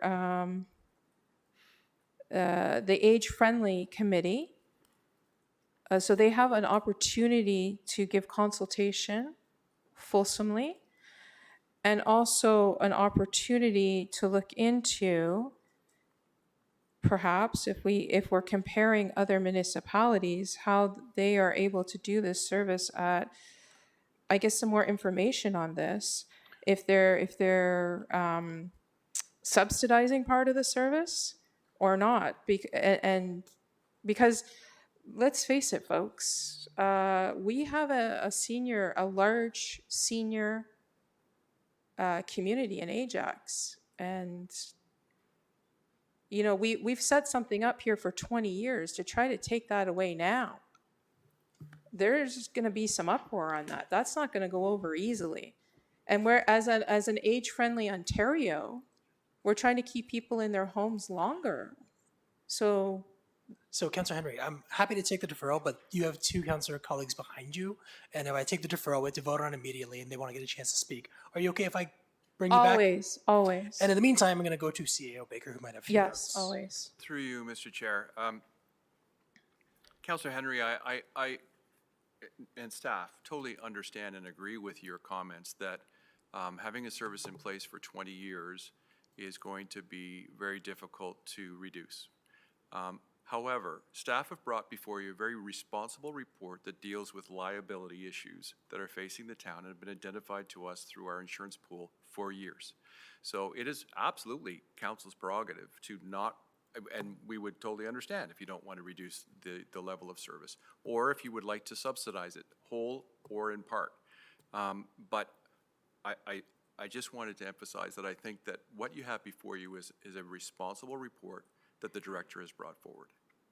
Through the chair, I understand where you're coming from, CO Baker. You have a very difficult job, and you're speaking on behalf of something that I understand what you're saying. But on my side of it, I'm dealing with the residents. And knowing what you're saying about the insurance pool, how is Pickering providing this service? They have an insurance. How would that be? CO Baker. Through you, Mr. Chair, Pickering is not providing the level of service that we're talking about. The issue at hand here is the clearing of private property. That's the liability. We have absolutely no issue with clearing town property, which is the sidewalk and the windrow and the boulevard area. The clearing of the private property, the walkway, the driveway, and so on, that's where the liability lies. Understood, CO Baker, through the chair, but it clearly says here, path to door. That would be on private property. That is our understanding for the path to the door in Pickering. What I would say, and I don't want to speak out of turn, I'd have to get some information on it, but I believe Pickering may also have a cap on the number of people that can register for their program as well. Don't quote me, I'm not 100% certain on that, but that could be a factor as well. And you may be correct, Director, through the chair, you may be correct, and that's why I say refer back to staff, because I'd like some more information on this. I'm not arguing the information you've brought forward. I think you've done a great report on this, but there's some things in here that I still have questions to that I'd like to know before voting on this, because this is not going to go over well with the senior population in Ajax, not to mention those that need those with accessibility needs. The Accessibility Committee had no knowledge of this report. They had no chance to form. These are last minute comments and opinions that came forth this morning to me. No one made them aware of it except when I flagged it and said, have we looked at this? So respectfully, you can understand where I'm coming from. I'm not trying to hold up the process. I do understand that you need decisions made before this next snowfall. And I'm not saying that I'm opposed to some of the changes you've come forth with, but there's questions that can't be answered yet. So that's why I'm saying I think we should defer back. And I mean, a week we should be able to get these answers. So, Councillor Henry, yeah, we hear you loud and clear. That's why you have the motion to defer. Committee, do you have any other kind of additional comments beyond that? No. So I promise we'll come right back to you after all the speakers. Thank you. We have Councillor Bauer next. Thank you, Chair. Thank you, Mr. Meredith. So I do agree with the mayor asked one of my questions about the breakdown of the service levels, and I do agree that I really don't want to see the service reduced. But you're right, the number one concern that residents, when they email me about this, is how long it takes, and they have to wait. So, you know, just to comment on Councillor Henry to survey these groups, I would suggest if that were to be the case, it wouldn't be all of the Accessibility Committee and all of the Age-Friendly Committee. I would say it would be the 402 existing participants that are using the program that might want to provide feedback. It's not my question. My question is, in the report, you do bring up about, in order to get the work done within that 24-hour period, once it's been initiated, you would think about hiring 12 new people, and it would cost almost $650 a year to do that. So my other question that I had emailed you was, what if we did a compromise there and it was the financial implication, you've requested 4 staff, so there'd be a total of 5 crews. And if we extended that 24-hour to 36-hour, I think the mayor also suggested that, is that a workable solution in order to keep both programs? So just taking a look at, essentially, if we're cutting or increasing the level of service, say in half, say if we're taking up to close to 4 shifts to get the job complete now, if we could have it completed within 2 shifts after the plows have gone by. So essentially within a 48-hour period after our plows have gone by, we would probably look at 3 additional crews, because essentially we'd be cutting our time in half in terms of what we're delivering currently, doubling the resources to go from 3 crews to 6 crews. And we could probably do that within sort of 2 shifts after the storm. In order to recover costs, the cost, in taking a quick look at it, would be around $300 to deliver that program. So you'd go from 190 to 300, but you'd increase the level of service by 50%. So that would provide a reasonable estimate. So that's well within the 190 to 650. It would be something to communicate to applicants that it's within 48 hours after the snow has stopped and the program's been initiated, because I think some of that timing issue is the expectation that as soon as the snow comes, that's when the seniors program is going to kick in, and it's in the fine print, but sometimes we don't remember the fine print. So I think that's a workable solution. I would prefer that instead of referring. That means we keep both program levels. All the 402 people who are currently signed up are going to get the service that they're signed up for. Maybe we have to talk about the price increase, but I would hate to see this referred when the director of operations, who is responsible for making sure all of that gets done, has said that it could get done within a reasonable change. So those were my only questions. That's my comment. Where do I get to say that? Okay, so this is very informal what we're doing right now. So I think in theory, it would be during Councillor Henry's deferral motion that we could do that. But we just have Councillor Tyler Morin. Yep. And then Mayor Collier actually wants back in as well. So Councillor Tyler Morin. Thank you, Chair. Yeah, check, 1, 2. Okay. Oh. So my question, I want to echo, first of all, what Councillor Bauer just said about speed.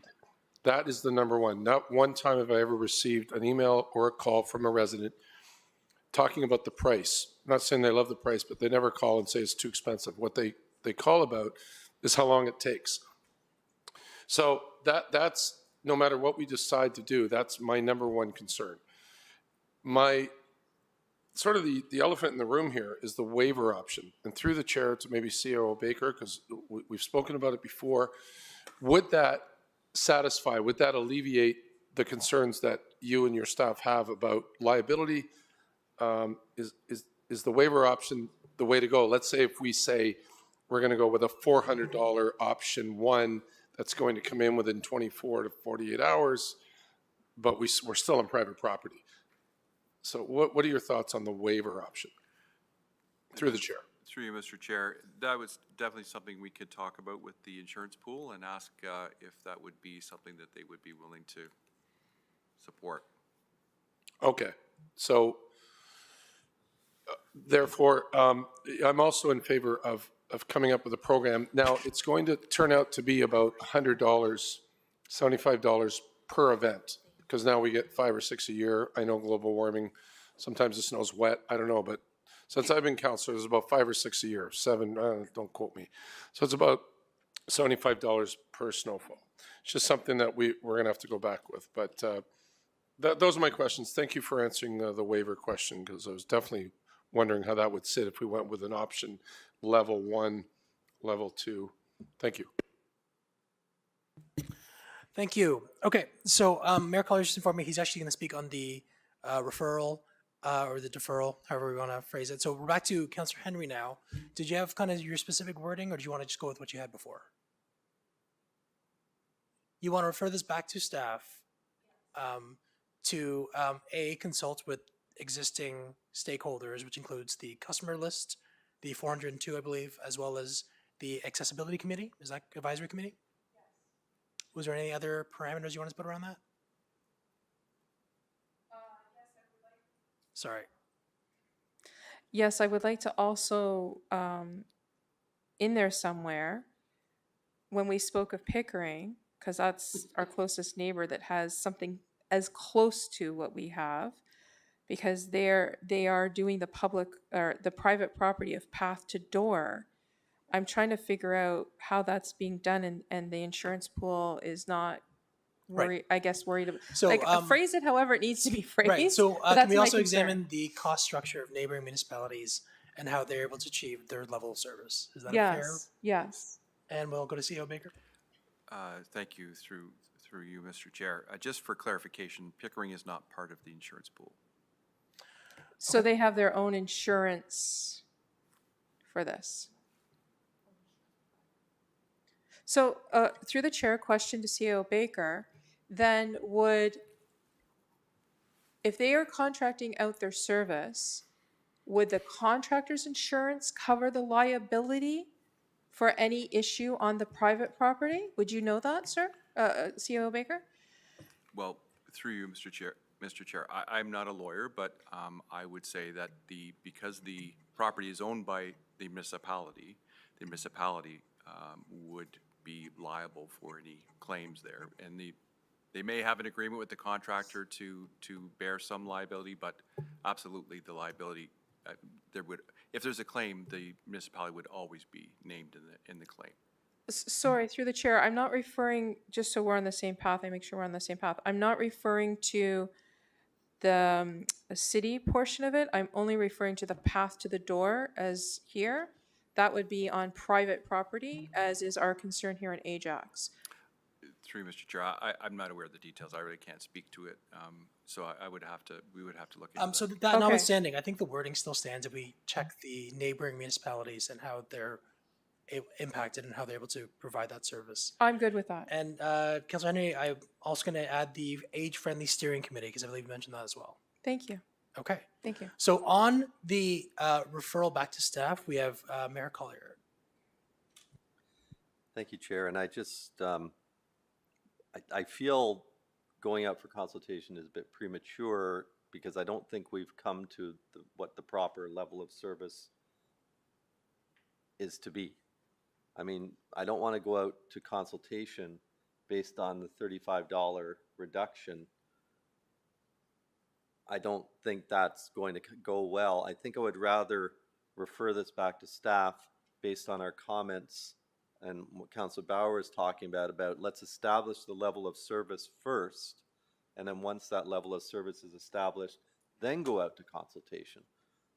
Might be a better way to go. But just, that was going to be my thoughts on, because I was going to move to refer it to, but for those reasons. So I don't know how that would work. I guess through you to the clerk, how that would. Give me a quick second. So Councilor Henry, hearing those concerns, would you be willing to heed to Mayor Collier of just like, let us go back to staff first for this level of service with a caveat to examine everything you looked for after that level of service established by council? And just to be clear, when you say defer to Mayor Collier, you also mean that we would still be consulting at that time with those committees in that same deferral motion? I think what Mayor Collier is saying, to put words in his mouth, is just we don't even know our standard of service right now because this report kind of covered a lot of different aspects from costs to timing and whatnot. Let's set that bar first, and then from there we can figure out the costs and consult everybody based on this. This is the new Ajax standard, so to speak.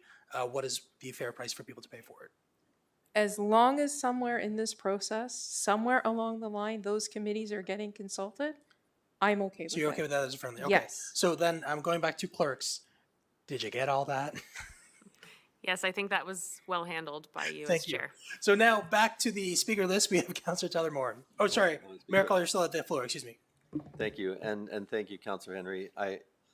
I think we have given pretty clear direction on what we want the level of service to be, and I think that is a two-tiered service that we already have and have been providing for, and I wasn't aware, that quite amount of time.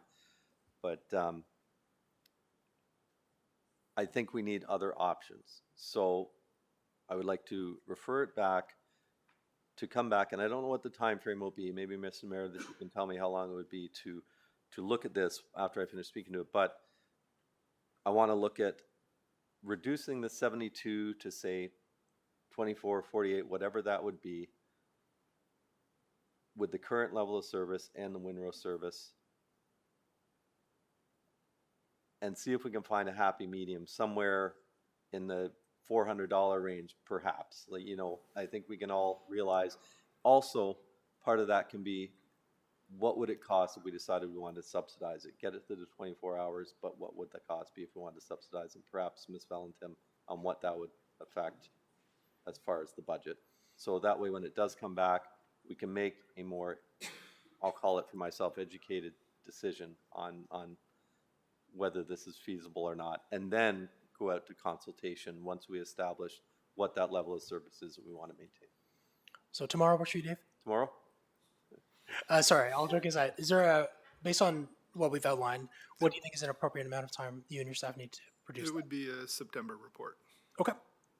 Does that, just through the chair, does that give enough time for it to be implemented for the coming winter season? It will require acquiring vehicles, staff. That would be the biggest challenge that would be the biggest challenge in terms of aligning the vehicles. We would start the recruitment. Normally what happens, the senior snow individuals that we have, so the 6 or the 3 crews, they're generally our seasonal staff, right? So we're able to keep them on through the winter. So we would go to our seasonal staff in the hopes that they would be individuals that would stay on to form the additional resources. The challenge would be on the vehicles and whether we could arrange to have those in place for essentially November 15th or December 1st. So that would be the biggest challenge.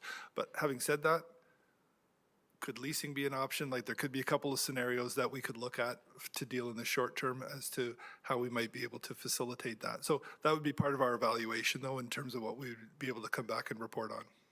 Okay, and one thing I did forget, Chair, and that was the liability issue or option. I think discussions will have to be made with the insurance pool as far as a waiver of liability being signed. I sign a waiver of liability for my snow removal company. I mean, it's a standard thing. That will be part of the review as well and the reporting. Thank you very much. Okay, thank you, Mayor Collier. Now to Councillor Tyler Moore. I'm okay. Mayor Collier covered my. Thank you. Now to Councillor Bauer. Thank you, Chair. Yes, I think it's, the mayor's covered it all. My only question would be, for the existing residents, have they already paid? Director Meredith, are you aware of that yet? For the upcoming season, we would not have opened up the program at this point in time. Okay, perfect. Thank you. Thank you. So, Councillor Tyler Moore, you don't need to speak, correct? Did I hear right that this program wouldn't be ready for the 23, 24? No. It could be based on leasing. I haven't charged anybody yet, is what they've said. Got it. Good. Okay. So I don't think we need to see the amendment on the floor or on the projection. I think we kind of got the gist of it. Any other further questions, comments? Fantastic. I will call to vote on the amendment to refer.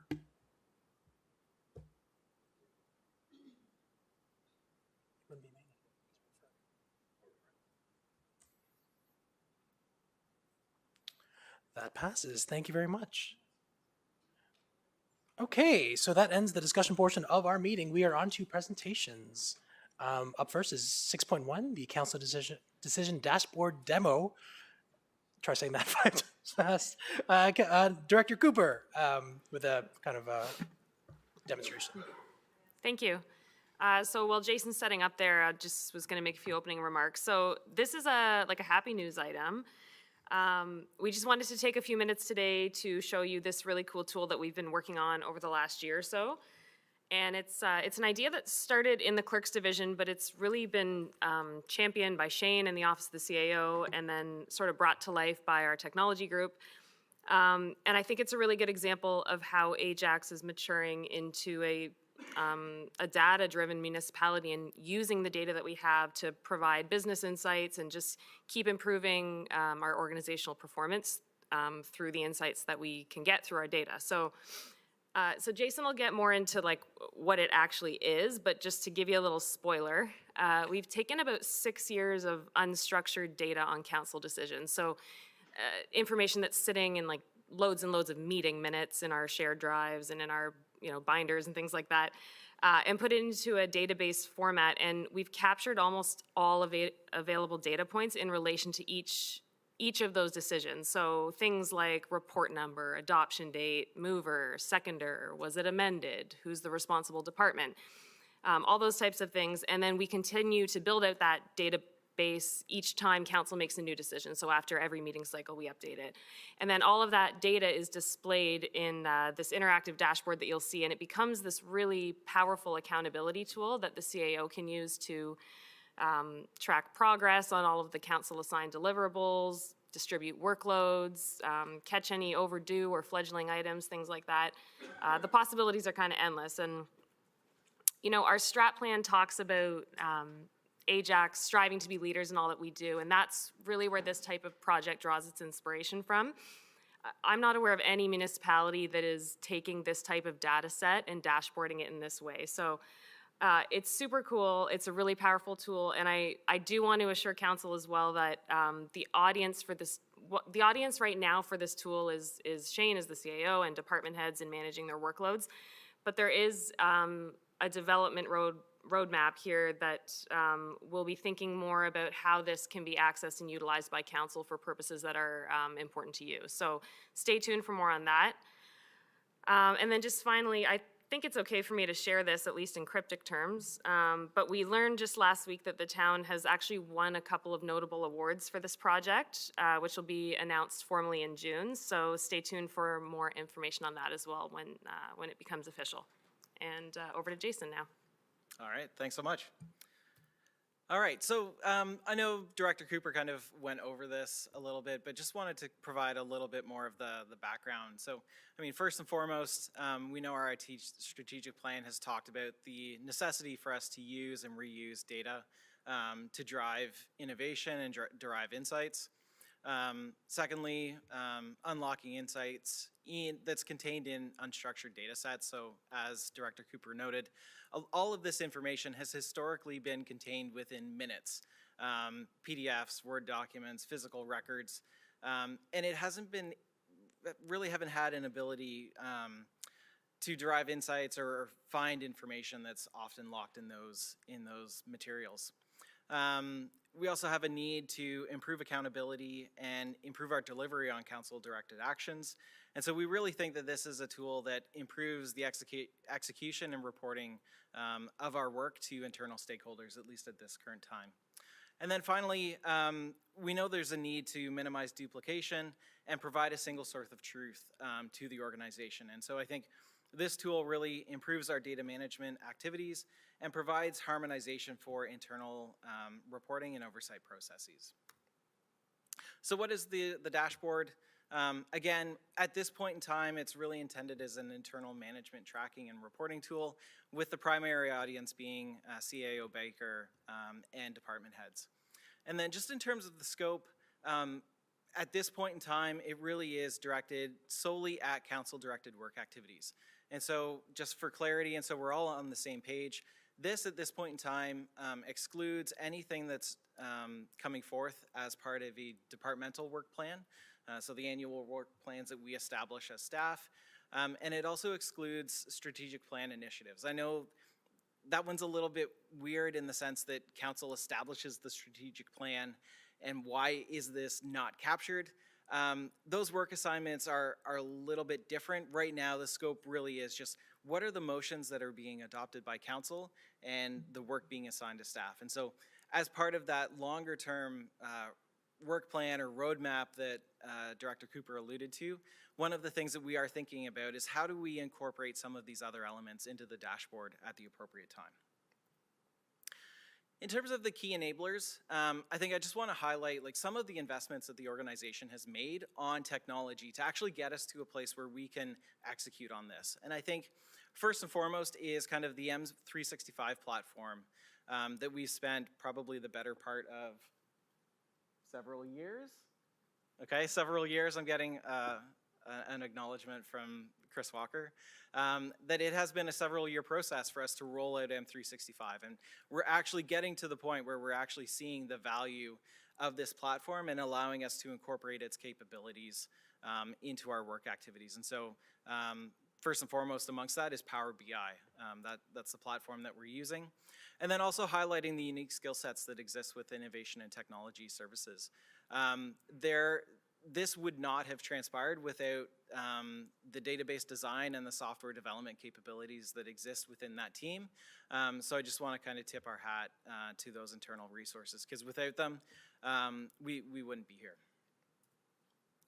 All right, just kind of talking quickly about the benefits. I mean, I've probably alluded to all of these in my current remarks, but first and foremost, it enhances our internal accountability and our execution.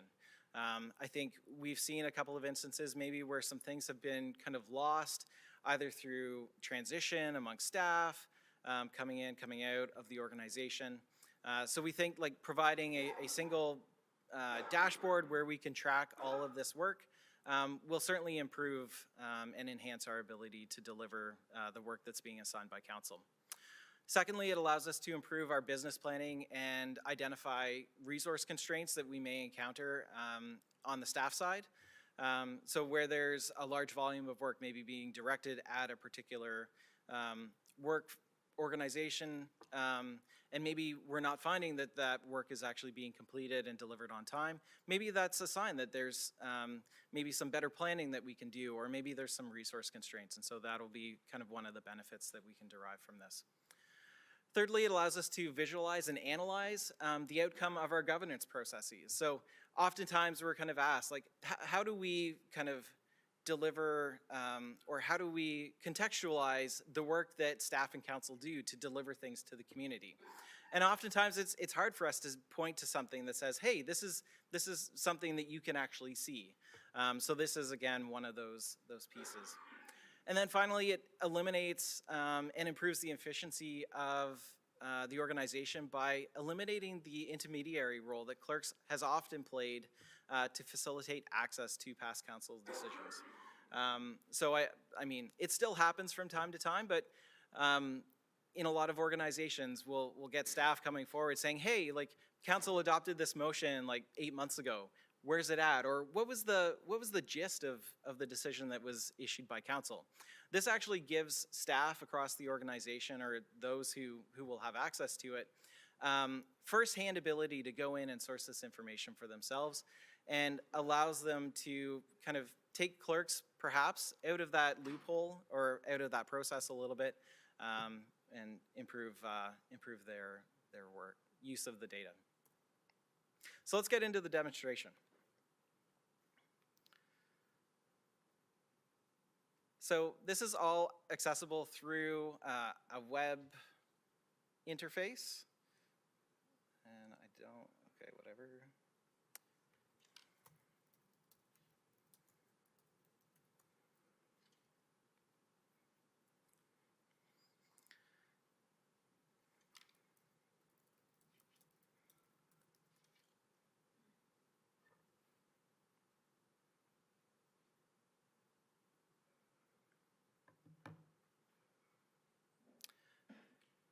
Okay, so we're into the dashboard now. First and foremost, we have an overview of all of the decisions that have been made by council in the last, since 2018. So the last, I don't know, what was that, 6 years, 7 years, something like that. And it gives us kind of an easy way to visualize kind of the body of work that's been assigned. There's a couple of different ways that we can break this down. In the middle of the web page, you'll see a ring, and that's filtering or displaying information on the basis of status. So complete, in progress, or not applicable. One of the things that I will flag is this captures not only substantive motions that have been adopted by council, so legislative information services, go away and do X. It captures those decisions. It also captures kind of the administrative motions that council has as well. So adoption of minutes, going into closed session, adjournment, so on and so forth. So there could be, just kind of helping, again, contextualize the data that you see there. We also classify them on the basis of the type of motion. So here in the middle, we've got kind of administrative motions, capped recommendations, a general motion, motion to refer, so on and so forth. And there's all sorts of different categories there. On the right-hand side, we have the total number of decisions or directives by year. And so we can see over time, 2018, we just kind of received the end of the term, or the very beginning of the term. So there's very few motions there. But then we see 2019, 2020, so on and so forth. And those will go up and down as council directs different amounts of work to staff. In the lower right-hand corner, right now this is filtered just on LIS, but if this was reset, and I can,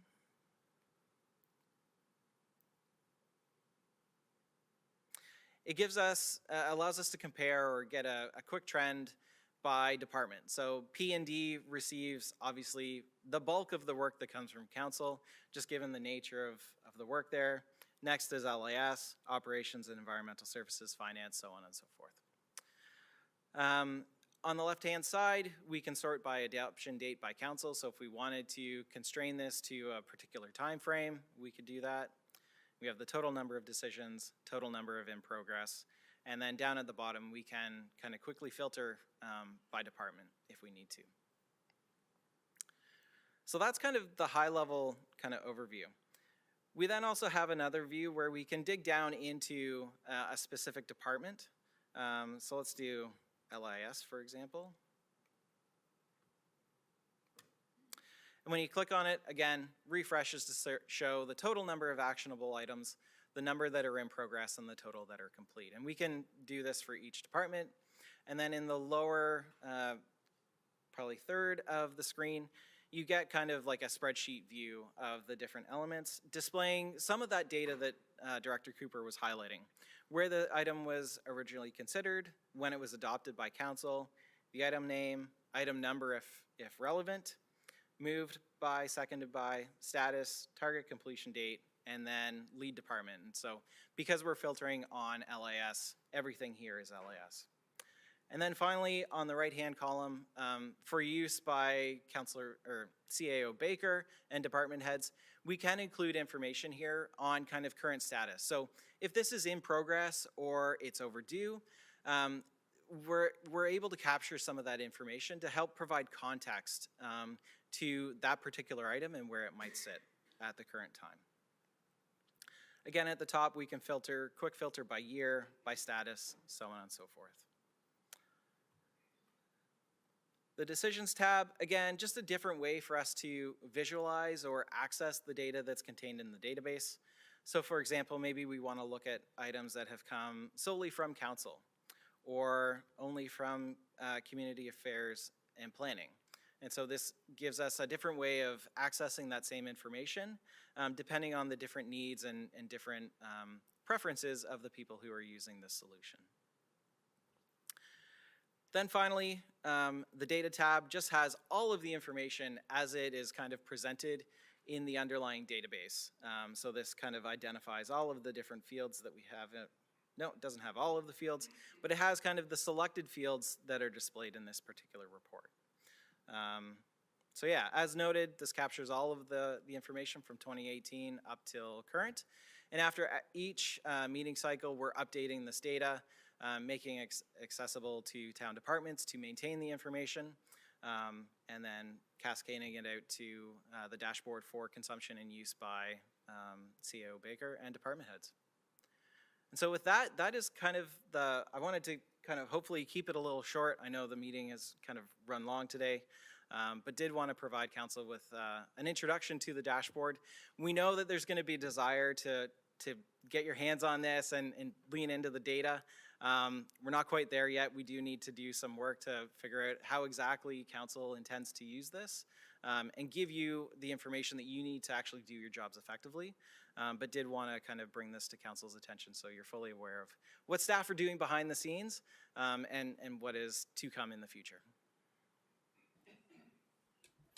Thank you. So we have a few comments and questions. We will start with Mayor Collier.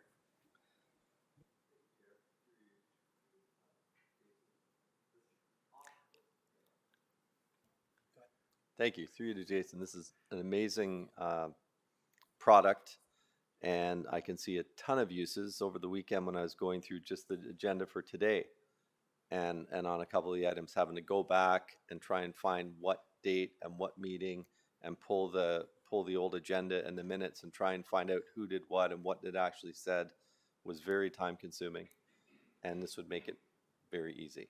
So I didn't see a search feature. Is there a search feature? Up in the top right corner, we do have a search bar There we go. that allows Perfect. us to search some of the content that exists in here. I haven't used it, so I don't know how effective it is, but I can certainly run some tests this afternoon, and I can report back. Yeah, just, I think it's amazing. I want to commend you and staff and the clerk and everybody for an amazing product. Assume this is a made in Ajax solution. I mean, as far as I know, staff have received training on how to develop these dashboards, but we certainly haven't relied on any external resources to support us in that work. So next steps is how are you going to copyright, patent, and market this product? Because there's 443 other municipalities in this province alone that I'm sure could use this, and I really like non-tax revenue. You're not through the chair to Mayor Collier, you're not the first that's made that statement. So I'm congratulating everybody involved on the awards you've won and everything already. I can absolutely see why, but I'm not joking about non-tax revenue. I think there is a market for this, and I really think once it's perfected and in production and being used, done right, shop it around, I think you would do well on this, or the town would do well on this. So great job. Thank you. Thank you. Should we turn off the feed? Is that, we're just giving it out right now? Okay. Regional Councillor Crawford. Okay, this beats a spreadsheet every single time. Amazing. Thank you so much. I know this is for staff, which is the most important because it keeps everybody on track, but I can't wait to see the council version of it so we can, it's great. Thank you so much for all your work. Thank you. And you deserve every award that you're going to get. Thank you. Councillor Henry. I'd like to just make a comment from an accessibility point of view, from someone who has binocular vision disorder. Looking at this is very easy for me.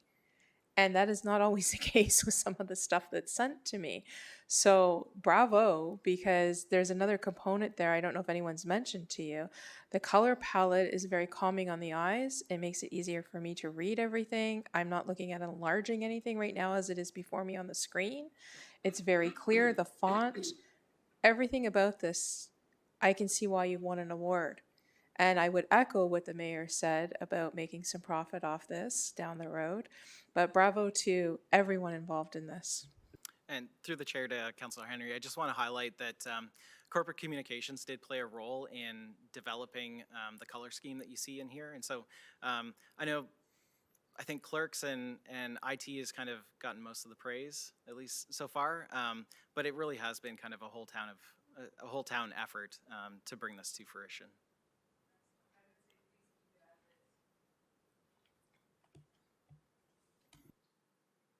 Thank you. So seeing no other speakers, I don't think we received this for any information or anything. Great. Moving on to the next item of our agenda is item 6.2 OES-2023-02, the Urban Forest Study Update. I believe we'll hand it over to Director Meredith. Tim Field will take you through the presentation. Hello, everyone. Thank you for the opportunity to speak today. This is a kind of a good news story, I hope. I'm here to talk to you today about the Urban Forest Study Review that was completed with the Town of Ajax and the Toronto Region Conservation Authority. So we all know the benefits of trees. They moderate climate, they conserve energy, they improve our air quality, they help control water runoff for our water quality, especially being next to Lake Ontario and how precious our waterfront is to us. They help to lower some noise levels.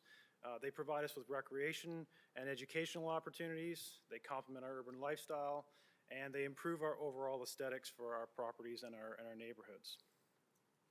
So the purpose of the study is a resource to use to help track and evaluate the progress of the many goals and objectives set up by the Urban Forest Management Plan. So the town did and led the way back in 2008 and 2009, where again, we partnered with TRCA and we collected data on private and public property, and we published those results. And that study provided a baseline for us, again, to redo the same study in 2022 to compare our results from 2009 to how they are now in 2022. The study is an opportunity for us to look at some of the trends and what's happening within our urban forest, whether it be pests, whether it be environmental issues, whether they be our planting programs. It gave us a whole detailed way to look at some of the land covers and what's actually happening within the urban forest.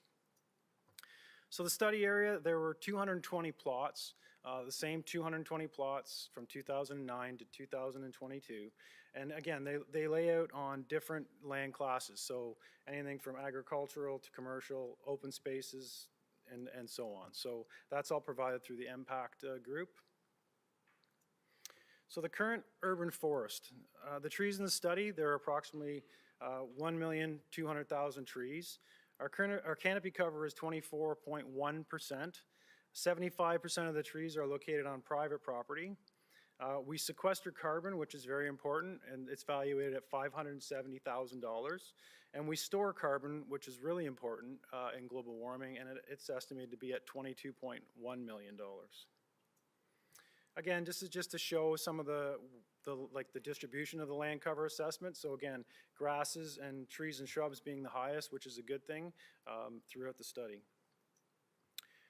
And the trees in each land category, for the most part, our urban forest is in fairly good shape. It is a young forest. Due to the, again, Ajax being a smaller town developed just recently, we don't have as many larger, old, mature trees, but we do have a thriving and growing urban forest within Ajax. So some of the comparisons between 2009 and 2022. Again, I just want to highlight that back in 2009, it was 22.1%, and now we're at 24.1%. So that means we're going up, which is a good thing. So even after the big storm we had last year in May, the ice storm that we experienced back in 2013, which I'll never forget, emerald ash borer that has gone through Ajax and wiped out a lot of our ash trees, we're doing the right things. Our urban forest is going up, and we want to continue to have it go up. Just some of the changes, again, the species diversification, it's pretty much still the same. There are some minor changes, but for the most part, our species are still the same within our urban forest. And the size distribution, again, I said the urban forest is relatively small. We have moved a little higher on our medium trees, which again is just through some of the development started back in, I'd say, the early 2000s, late 90s, where they're starting to move into that medium classification. But again, the urban forest is still relatively young. So some of our future planting plans. So I really wanted to highlight here, these two maps show some of the heat island effects and some of the areas where the figure 19 shows where the red is where it's really hot. So that's in our development areas. Wherever it's blue, those are cooler spaces. Those are where we typically have our urban forest and our natural corridors, Duffins and Crothers Creek watersheds. But again, the red is the hot areas. And again, the enhanced vegetation on figure 21, those are showing the hot areas, and the greener areas are the cooler areas within town. And they tie into the next map, which is what we are going to try to prioritize where we plant trees. So in the areas that are located in the green areas, those are some of our hot areas where we need to plant more trees. We have a very high urban heat island effect, a lot of concrete, a lot of gray infrastructure. We're going to try our very best to put in as many trees as we can in those areas over the next few years. So some of the recommendations, there were 30 recommendations to this report. One of the things that's really key is for us to set an official canopy cover of 30%, and we want to try and achieve that by 2053. We want to create a 5-year naturalization and restoration plan. We have done those in the past. We've communicated those to council. We identify the places we're going to plant and enhance our urban forest. We plan to bring that back to council sometime later this year to identify those areas. We want to continue to educate private landowners and work with agencies like LEAF. Those are very important groups that help to talk and educate people for us to plant trees on their own property and to care for those trees and make sure they grow and become successful. We want to continue to develop education programs for the public on the importance of the diversity of tree selection. So the right tree, right place, and maintain the best practices for maintaining and pruning and caring for those trees. And again, we want to talk about all the benefits that the urban forest provides to the residents of Ajax. We want to consider enacting a town-wide tree cutting bylaw. We do have a bylaw right now for trees to be protected on public property, but we want to look to see if it's valuable at this point in time for us to bring forward a private tree cutting bylaw. And we want to continue to assess the urban forest and run the study in another 10 years just to make sure we're on track and that we're doing the right thing and our urban forest continues to grow and it's healthy and vibrant, and we're trying to meet that target of 30%. With that, I'm happy to take any questions. Thank you. Regional Councillor Crawford. Thank you, Mr. Chair. Thank you, Tim, for your report. I absolutely love the community tree planting events that we have throughout the town, and I'm always amazed, even in the really crappy weather, how many people show up. They really like doing it. I don't know if my trees have a chance to survive that I put in Greenwood, but I really enjoyed it, and I was so impressed with how many people came out. So thank you. Thank you for doing all of that and looking out for our canopy. Thank you. Thank you. Local Councillor Bauer. Thank you, Chair. Good afternoon. Thank you for the report. I forgot your last name, Mr. Field. It's okay. Love this report. I really wish that Regional Councillor Dyes was here because this is her passion, her wheelhouse, and she would love to see the results. So I think it's great. So I just wanted to ask you about the townwide tree cutting bylaw to regulate the destruction or injury of trees. So that's for private property. What's in place for when development happens, and before it starts? I know that they assess all the trees, they cut some of them down, that kind of stuff.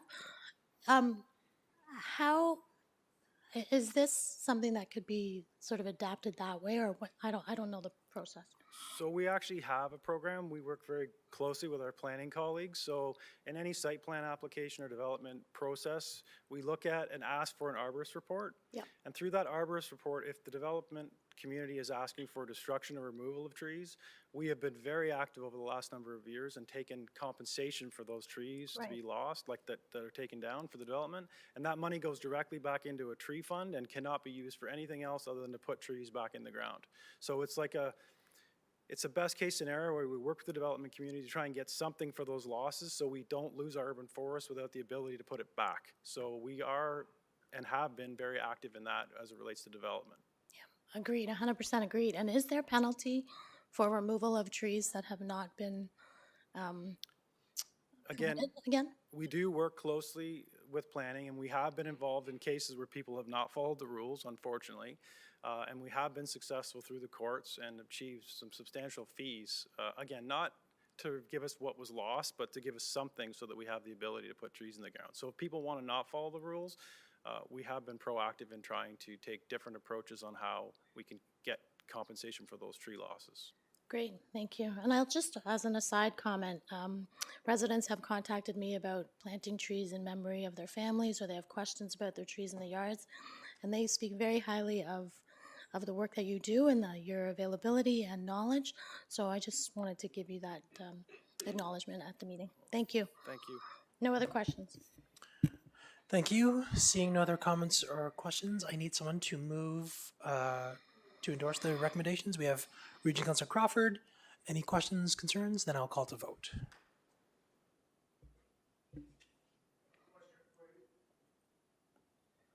Oh, I'm sorry. Don't actually take resident questions during GGC, but you're happy to come to council next Monday, where you can bring up those same questions to staff if you like. Just register as a delegate, I believe. Okay, thank you very much. And sorry, and the vote, we voted. Did that pass? Thank you, sorry. All right, that passed. Moving on to item 6.3, PDS 2023-18, the Community Improvement Plans Review. We have Director Romanowski. Thank you, Chair. I'll turn it over to Mr. Sawchuk to walk you through the last item of this GGC meeting.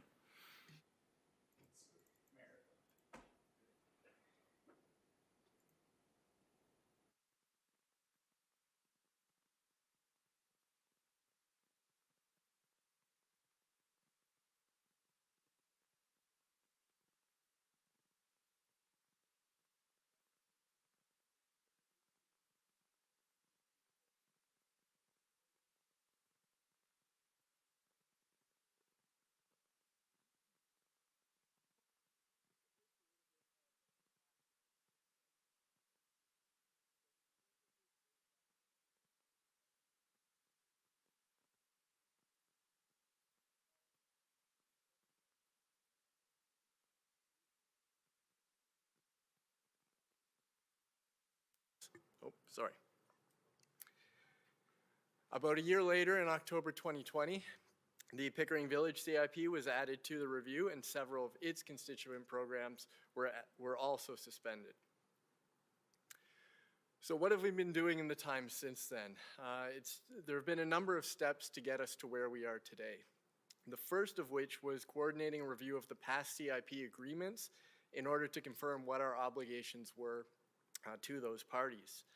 From there, we also conducted amendments to the DC bylaw in order to implement the suspensions enacted by council. And this amendment was actually appealed. So staff put resources towards handling that appeal, which was eventually dropped. In September of 2021, we brought a report forward to council which evaluated and confirmed the status of in-progress CIP applications. So essentially, we were looking at which applications we wanted to honor despite the suspension of the programs and these individual applications not yet having been approved. A few months after that, in December 2021, we conducted an analysis of retention and modification of the existing CIP programs compared to their complete elimination. And then in the time since then, we've really been researching options for CIP reform and coordinating these actions with the province. So I mentioned our December 2021 report, and it was at this time that staff presented preliminary strategies for the reform of both the downtown and the Pickering Village CIPs. And retention was proposed for both of these CIPs, but with major amendments to the existing programs. Select programs were to be entirely removed, and others were going to be significantly modified. And in the end, council authorized staff to begin the CIP amendment process. So starting early in 2022, we began initiating the work to convert all of our existing CIP programs from rebate or exemption programs to grant programs, and this was being done for two reasons. The first of which is it would implement annual allocation limits for the grants in each program. So previously, there were no limitations on the amount of funding that could go out the door. What it also did was it provided council with full control over all of our future CIP investments. We also used this time to begin tightening our CIP program eligibility criteria so that we would only be funding the most critical and desired projects in these CIP areas. So as we began moving forward with this revised CIP outline in March 2022, we had Bill 109 to deal with, and that caused us to sort of step back, reflect on where we were going, and ensure that the direction we were heading was in line with these new provincial directives. A few months after that, we had Bill 23, which had even more significant implications for us in terms of how the CIP would move forward. So to illustrate some of these impacts coming from Bill 109 and Bill 23, I think we can look specifically to three programs that we had been planning to retain through our CIP. The first of which is the Planning and Development Fees Equivalency Grant. Well, through Bill 109, we were required to provide either partial or full refunds on applications where we're not able to maintain a new timelines as set forth by the province. So there really wasn't much sense in offering these fee rebates if the province was requiring to do it anyways. Similarly, with a development charge equivalency grant, we were planning to tailor that program so that it would only be eligible to the most desired projects, including affordable housing projects. Well, through Bill 23, the province mandated all municipalities, not just us, to waive the DCs for affordable housing. Similarly, with the Parkland Reduction Equivalency Grant Program, we wanted to tailor that program again to developments like affordable housing, but Bill 23 significantly reduced the parkland contribution rates, and for affordable housing, it removed them entirely. So really a lot of the objectives that we were trying to achieve through the CIP, the province stepped in and required that we do that anyway. So based on that, we realized that we wanted to move forward with something that was a little different than what we've done in the past. Rather than these large development style grants and programs that we had focused on previously and had cost us quite a lot in terms of investments into these developments, we wanted to move forward with more modest property improvement grants. And we also wanted to ensure that all of the programs that we would be delivering would be very, very closely aligned with the objectives of both of these areas. So as a high-level overview, looking at the downtown CIP, of the existing 6 programs, we were only looking at maintaining 1. We were looking at removing 5 of the large redevelopment projects. In addition to that, we wanted to add 2 new property-based programs, which I'll go through in a little more detail in a few moments. In Pickering Village, the actions are largely similar, maintaining the existing property-based programs in the facade improvement program and the sign grant program, but then removing the 4 other large redevelopment programs and adding in 3 new property-based programs. So I'll take a couple moments to go through the programs that we're looking to either retain or add for both the downtown and the Pickering Village CIP areas. Now, with regard to the downtown, as I go through these programs, keep in mind that we are recommending a $30,000 annual budget for these programs to be shared amongst them. So the only program to be retained from the previous CIP is the Municipal Property Acquisition Investment and Partnership Program. This is a program that we are fully in control of. Nobody can apply for this program other than the town, so it's fully to our discretion as to whether or not we want to use it in the future. For that reason, we thought it was valuable to retain.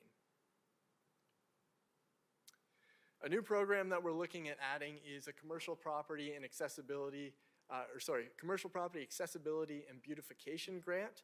And this is a grant to incentivize renovations that improve accessibility and/or improve the visual appearance of properties. And how this will work is through matching grants for commercial properties up to $5,000 for accessibility projects and $25 for projects that are directed at improving the aesthetics of these properties. I want to mention here that when we talk about aesthetic improvements here, we're really looking at minor facelifts for these buildings. We're not talking about substantial investments into structural repairs and things like that. The other program that we were looking at adding to the downtown CIP is a patio grant program, and this is to support pedestrian-scaled streetscapes through the downtown that connect public areas and gathering spaces. And this program will operate by way of matching grants up to $10,000 in value. Now on to the Pickering Village CIP. So the Facade Improvement Program is a program that's operated since 2014 to incentivize the ongoing conservation of heritage properties in Pickering Village. And I think most on council would agree that it's been very successful in achieving that goal. This program moving forward will be matching grants for facade improvements, which could include accessibility projects, landscaping projects, and structural works, up to $15,000 per property, with an additional $5,000 available for accessibility projects. However, in the case of properties where there are multiple units or where there are multiple frontages onto different streets, that level of funding goes up to $30,000. For all of the Pickering Village CIP programs, it will be a shared pot of funds available, which is $120,000. The sign program is another program that's been in operation for a number of years. This is to incentivize the installation of heritage-style signage in the village, and these are matching grants up to $2,500 per property. A new program that we're looking to add to the Pickering Village CIP is the Interior Renovation Grant. And this is to incentivize the conversion or improvement of commercial space for 4 specific uses that are desired in Pickering Village. Those are restaurant uses, retail uses, museums, and art galleries. And this program will operate through matching grants up to $15,000 per property. The patio grant program is essentially the same as what's being proposed for the downtown CIP, with $10,000 matching grants. And then the last program we're proposing is the Cash in Lieu of Parking Equivalency Grant Program.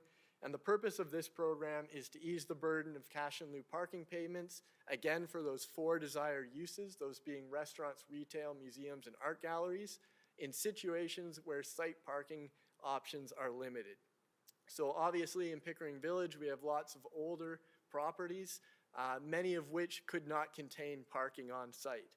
So through our cash in lieu of parking bylaw, applicants are actually able to pay for their parking spaces if they can't be provided on site.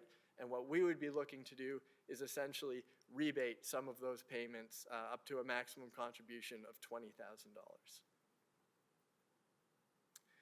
So while making these changes to the CIP programs, there are a few other amendments that we're looking to implement at the same time. And most of them do relate to the funding of these programs. So when it comes to the funding, for property improvement programs, we will actually be increasing the annual allocation, which is currently $75,000 a year. We'll be looking to go up to $150,000 a year, so essentially doubling that. However, what we'll be doing is removing all of the liability that we've seen in the past through these large redevelopment programs, which didn't have any budget limits at all. So we've removed those programs entirely, in effect, removing the liability that comes along with them. Another change that we're looking at is that unused funds at the end of the year from both CIPs would be directed to the existing CIP Development Improvement Fund. And then the use of this fund would be up to council's discretion in terms of carrying forward any projects that are town-led in the 2 CIP areas. For implementation, if approved, the new CIP framework would be implemented through the 2024 operating budget, and the existing suspensions of the former CIP programs would be carried forward until the end of 2023. Another big change is that rather than these large timelines for the CIPs in the past, which have worked over 15 years or so, we'll be looking at operating the CIP on 4-year cycles that will expire following the first full year of each new council term. So what this does is it provides an opportunity for each new incoming council to reevaluate our priorities, make any decisions on new programming needs, or even adjust program budgets as required. Now, in terms of this report, there are 3 recommendations moving forward.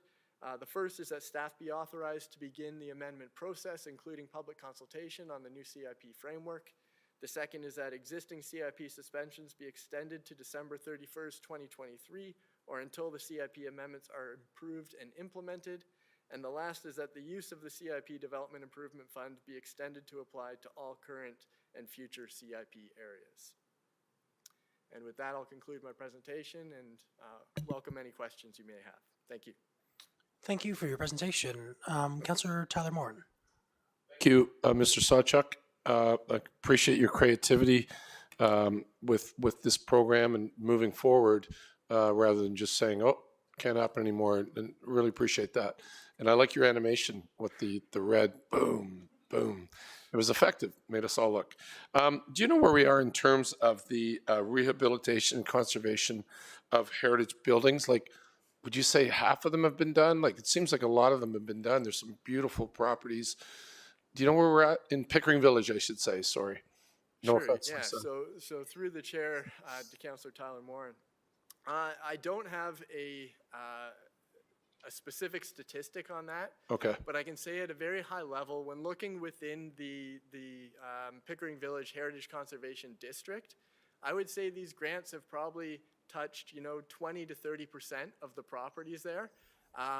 Okay. I think we've been lucky in the sense that a lot of the most recognizable buildings, a lot of the commercial buildings along Old Kingston have come forward for these grants. Yes. So we've definitely applied the funding well. I think we could do a little more in terms of reaching out to property owners and ensuring that they know about this program going forward. So Okay. And can the sign grant program include the Pickering Village sign? the sign itself, the town's It's a bit sign? tired, it's a bit dark, very proud of that area, but when you're coming from the west or coming from the east, there they are, like they're not, I don't know, just a little request. Sure. So through the chair, anything like that that's going to be part of a town-funded project doesn't entirely make sense to run through this program because we'd be paying Right. for it anyways. Yeah, it was just more of a comment and just I saw a sign, so thank you very much. Thank you, Chair. Thank you. Councillor Bauer. Thank you, Chair. Thank you, Mr. Sawchuk. Good afternoon. Great presentation. So I did have questions. I'm trying to understand why the total annual budget for the downtown CIP is 20% of the total amount and PV is getting 80%. I don't understand that. Sure. So through the chair to Councillor Bauer, it really comes down to the scope and breadth of the programs that are being offered within each CIP area. So as I briefly mentioned during the presentation, the idea with the downtown is we're looking to give sort of minor facelifts to properties, put a little bit of investment in for the time being, but we know the end goal for most of those properties in the downtown is entirely redevelopment. So we really need to be careful about how much money we're investing into a town, into buildings and that sort of thing that may disappear, 5-10 years down the road. When you look at the Pickering Village CIP, we're looking to make long-term investments into the conservation of historical buildings. So you have a lot deeper programs when it comes to the funding that's available. And, talking about the actual quantifying the values between the two, if you were to take one grant from each of the downtown programs that are being proposed, it comes out to about $17,000.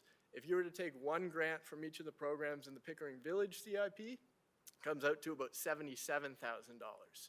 So it's about a 4-to-1 change there in terms of the types of programming and the funding that's available through the Pickering Village programs. So it's really, there's a different intention, I guess, between those two areas. The downtown, we're just looking at cleaning up a little bit. Pickering Village, we're looking at making deep, significant contributions to the future of these buildings. Okay, so how large is the downtown area and how many businesses could technically apply for this type of grant? So I don't know actual size in terms of acreage for the downtown area. It is larger than the Pickering Village CIP area, I believe. In terms of eligibility, it's really any commercial property existing within the boundaries that also meets the eligibility requirements for that particular program. So the patio program, for example, is going to have different eligibility criteria than the accessibility and beautification program. The patio program is really only intended for restaurants and retail services that provide takeout food, whereas the accessibility and the beautification program would really be open to pretty much any property in the downtown CIP area. So could you ballpark a number of businesses that could be eligible for that kind of grant? And the reason I'm asking, versus how many would be eligible in PV, for example, for $30,000, you've got 3 patios and you're done. Right. Right? And there could be, there could be hundreds. Or just, so I feel that to give such a little amount, I understand that the thinking is down the road, we're looking at redevelopment, but that down the road could be years and years and years. And I feel that we are just putting a little bit of, don't worry about it downtown CIP, like just stay the way you are. Don't worry about it. Eventually, you're going to get all the love and attention. We're going to give it all to Pickering Village. So I think to have that gap of monies between the two CIPs feels like what you're saying is the downtown CIP it's just less important. We don't care about the downtown as much as we do about PV, and I'm sure that's not true. No, so absolutely you're right. That's not true and that's not the case. And I think one thing that's important to recognize here is previously there were 0 of these property improvement type programs available to the downtown business owners. So this is something that came forward largely from a lot of the feedback we got at council in the past about wanting a similar program to Pickering Village in the downtown area. When it comes to, quantifying the numbers and putting the budgets together for these programs, I do understand your concern, and I can see how, based on the difference between those two budgets, somebody in the downtown might think that those programs are less important or not as important in Pickering Village. I would hope that's not the case, and I would think through, being able to sit down and discuss with them the types of programs available, there would be a little more understanding as to why there is that gap. But in terms of increasing, perhaps increasing the downtown budget or decreasing the Pickering Village budget, we do have the option to do that in the future. So we can make those changes to these programs. This is what's being proposed moving forward. These are budgets that we think are reasonable based on the programs that are available. If we were to operate the first year and see that the downtown programs were oversubscribed immediately, then there would be an opportunity to revisit those budgets in the future. Thank you for that answer. Who's going to feel that way is the 4th patio, really. I'm just looking, there is a map on here that shows the boundaries for downtown is huge. Yes. Which means the business eligibility is huge. And it's not all just the downtown plaza that we're talking about, that we're thinking of redevelopment. There's a whole section of businesses that could be there for many, many, many years that could take advantage of this. So I strongly feel that 30,000 is not enough. I'd hate to see we have to turn down downtown, and then at the end of 4 years, Pickering Village has 30,000 left over. Right. Right? So I would like, I don't know if there's more questions, I'd like to change that split from 120 and 30 to at least 150 as the split. So as per usual, would you mind saving that for Yep, the end? absolutely. Okay. Thank you, though, for this work, Mr. Sunshine. Thank you. Next on the speaker list is Mayor Collier. Thank you, Chair. And I wasn't going to speak to this, but Councilor Bauer does bring up a good point. I wonder, can we set it up as, because I don't know which is going to be which, where there's going to be more uptake, but can we set it up that if the demand exceeds the budget, it comes back to council for approval? So through the chair, I think absolutely that's something that we could do.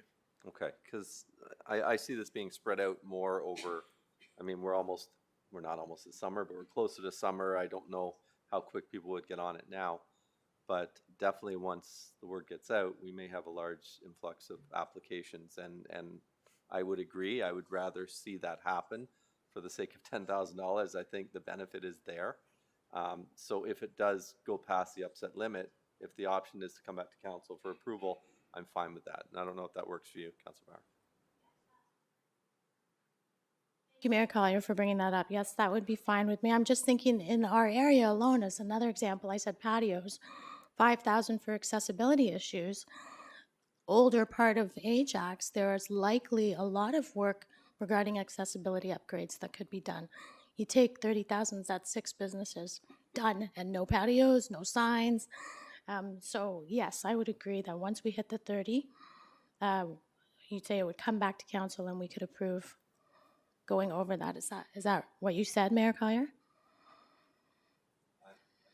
that, I guess, Mrs. Sawchuk, you would just report back if that, add it to the next GGC if that becomes an issue?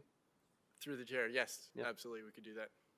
Okay, then I'm satisfied with that. Thank So, you. Hold those thoughts. We still have one more Oh, speaker after of that. No, it's all course, good. it's not all all good. about me. Councillor Henry. Thanks, Lisa. Councillor Bauer. Questions for the chair. So just to be clear that there's no funding here for North Ajax businesses, community improvement plan? So through the chair, no, at this time, we were working within the confines of the existing CIP areas, which are limited to the downtown and Pickering Village. And through the chair, what does that mean for a business in North Ajax that wanted to place a patio? So through the chair to Councillor Henry, that would mean they aren't eligible. So these CIP tools are fairly specific tools. I mean, they're legislated tools that are available to us through the Planning Act. The intent of our project as directed by council was to look to revise the existing CIP areas and not necessarily to go out and develop new CIP areas. So for the scope of this project, we are looking at only the 2 existing CIPs. And is that something that could be expanded on further down the road? Like, I understand the age of these communities and the upgrades that would be needed, but also as a councillor representing the North, we have some businesses there that would like to be able to take advantage or apply for this. They're paying taxes into it. They, just like everyone else, they'd like to be part of that. Is that an option? Yes, I mean, it is an option in the future. It would require an entirely new project, which would be the development of a new CIP in the north part of the town.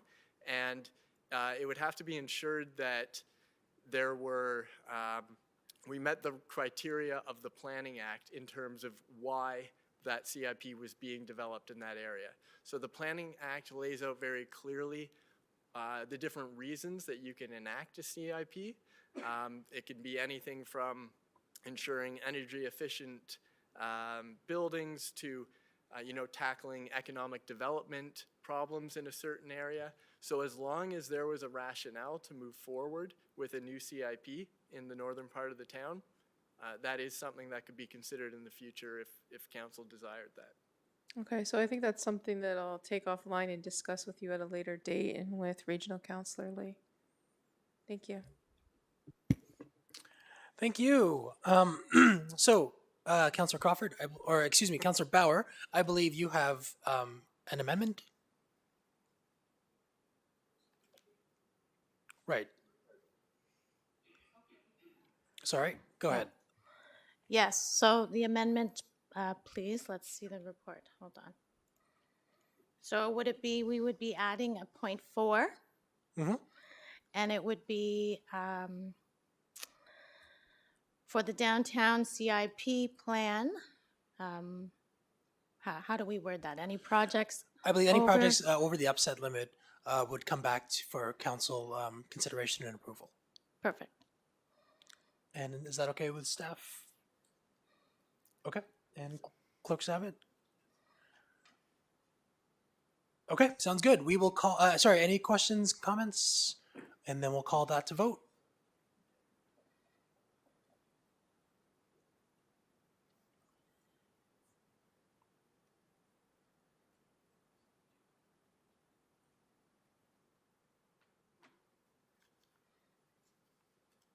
Oh, You know what? Wait. I didn't believe in it.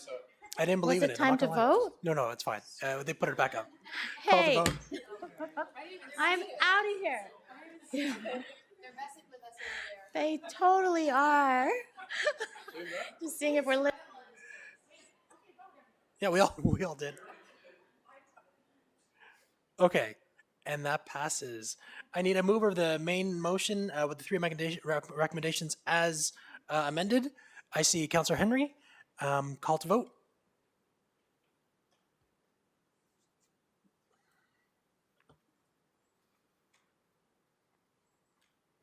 And that passes as well. There are no closed session items, So one final motion is the motion to adjourn. I see Councilor Bauer. Any questions, comments? Call to vote. Yo, man, just vote. Good job. It's all right. And that passes. Thank you very much. Thank you, staff. Everyone have a good evening.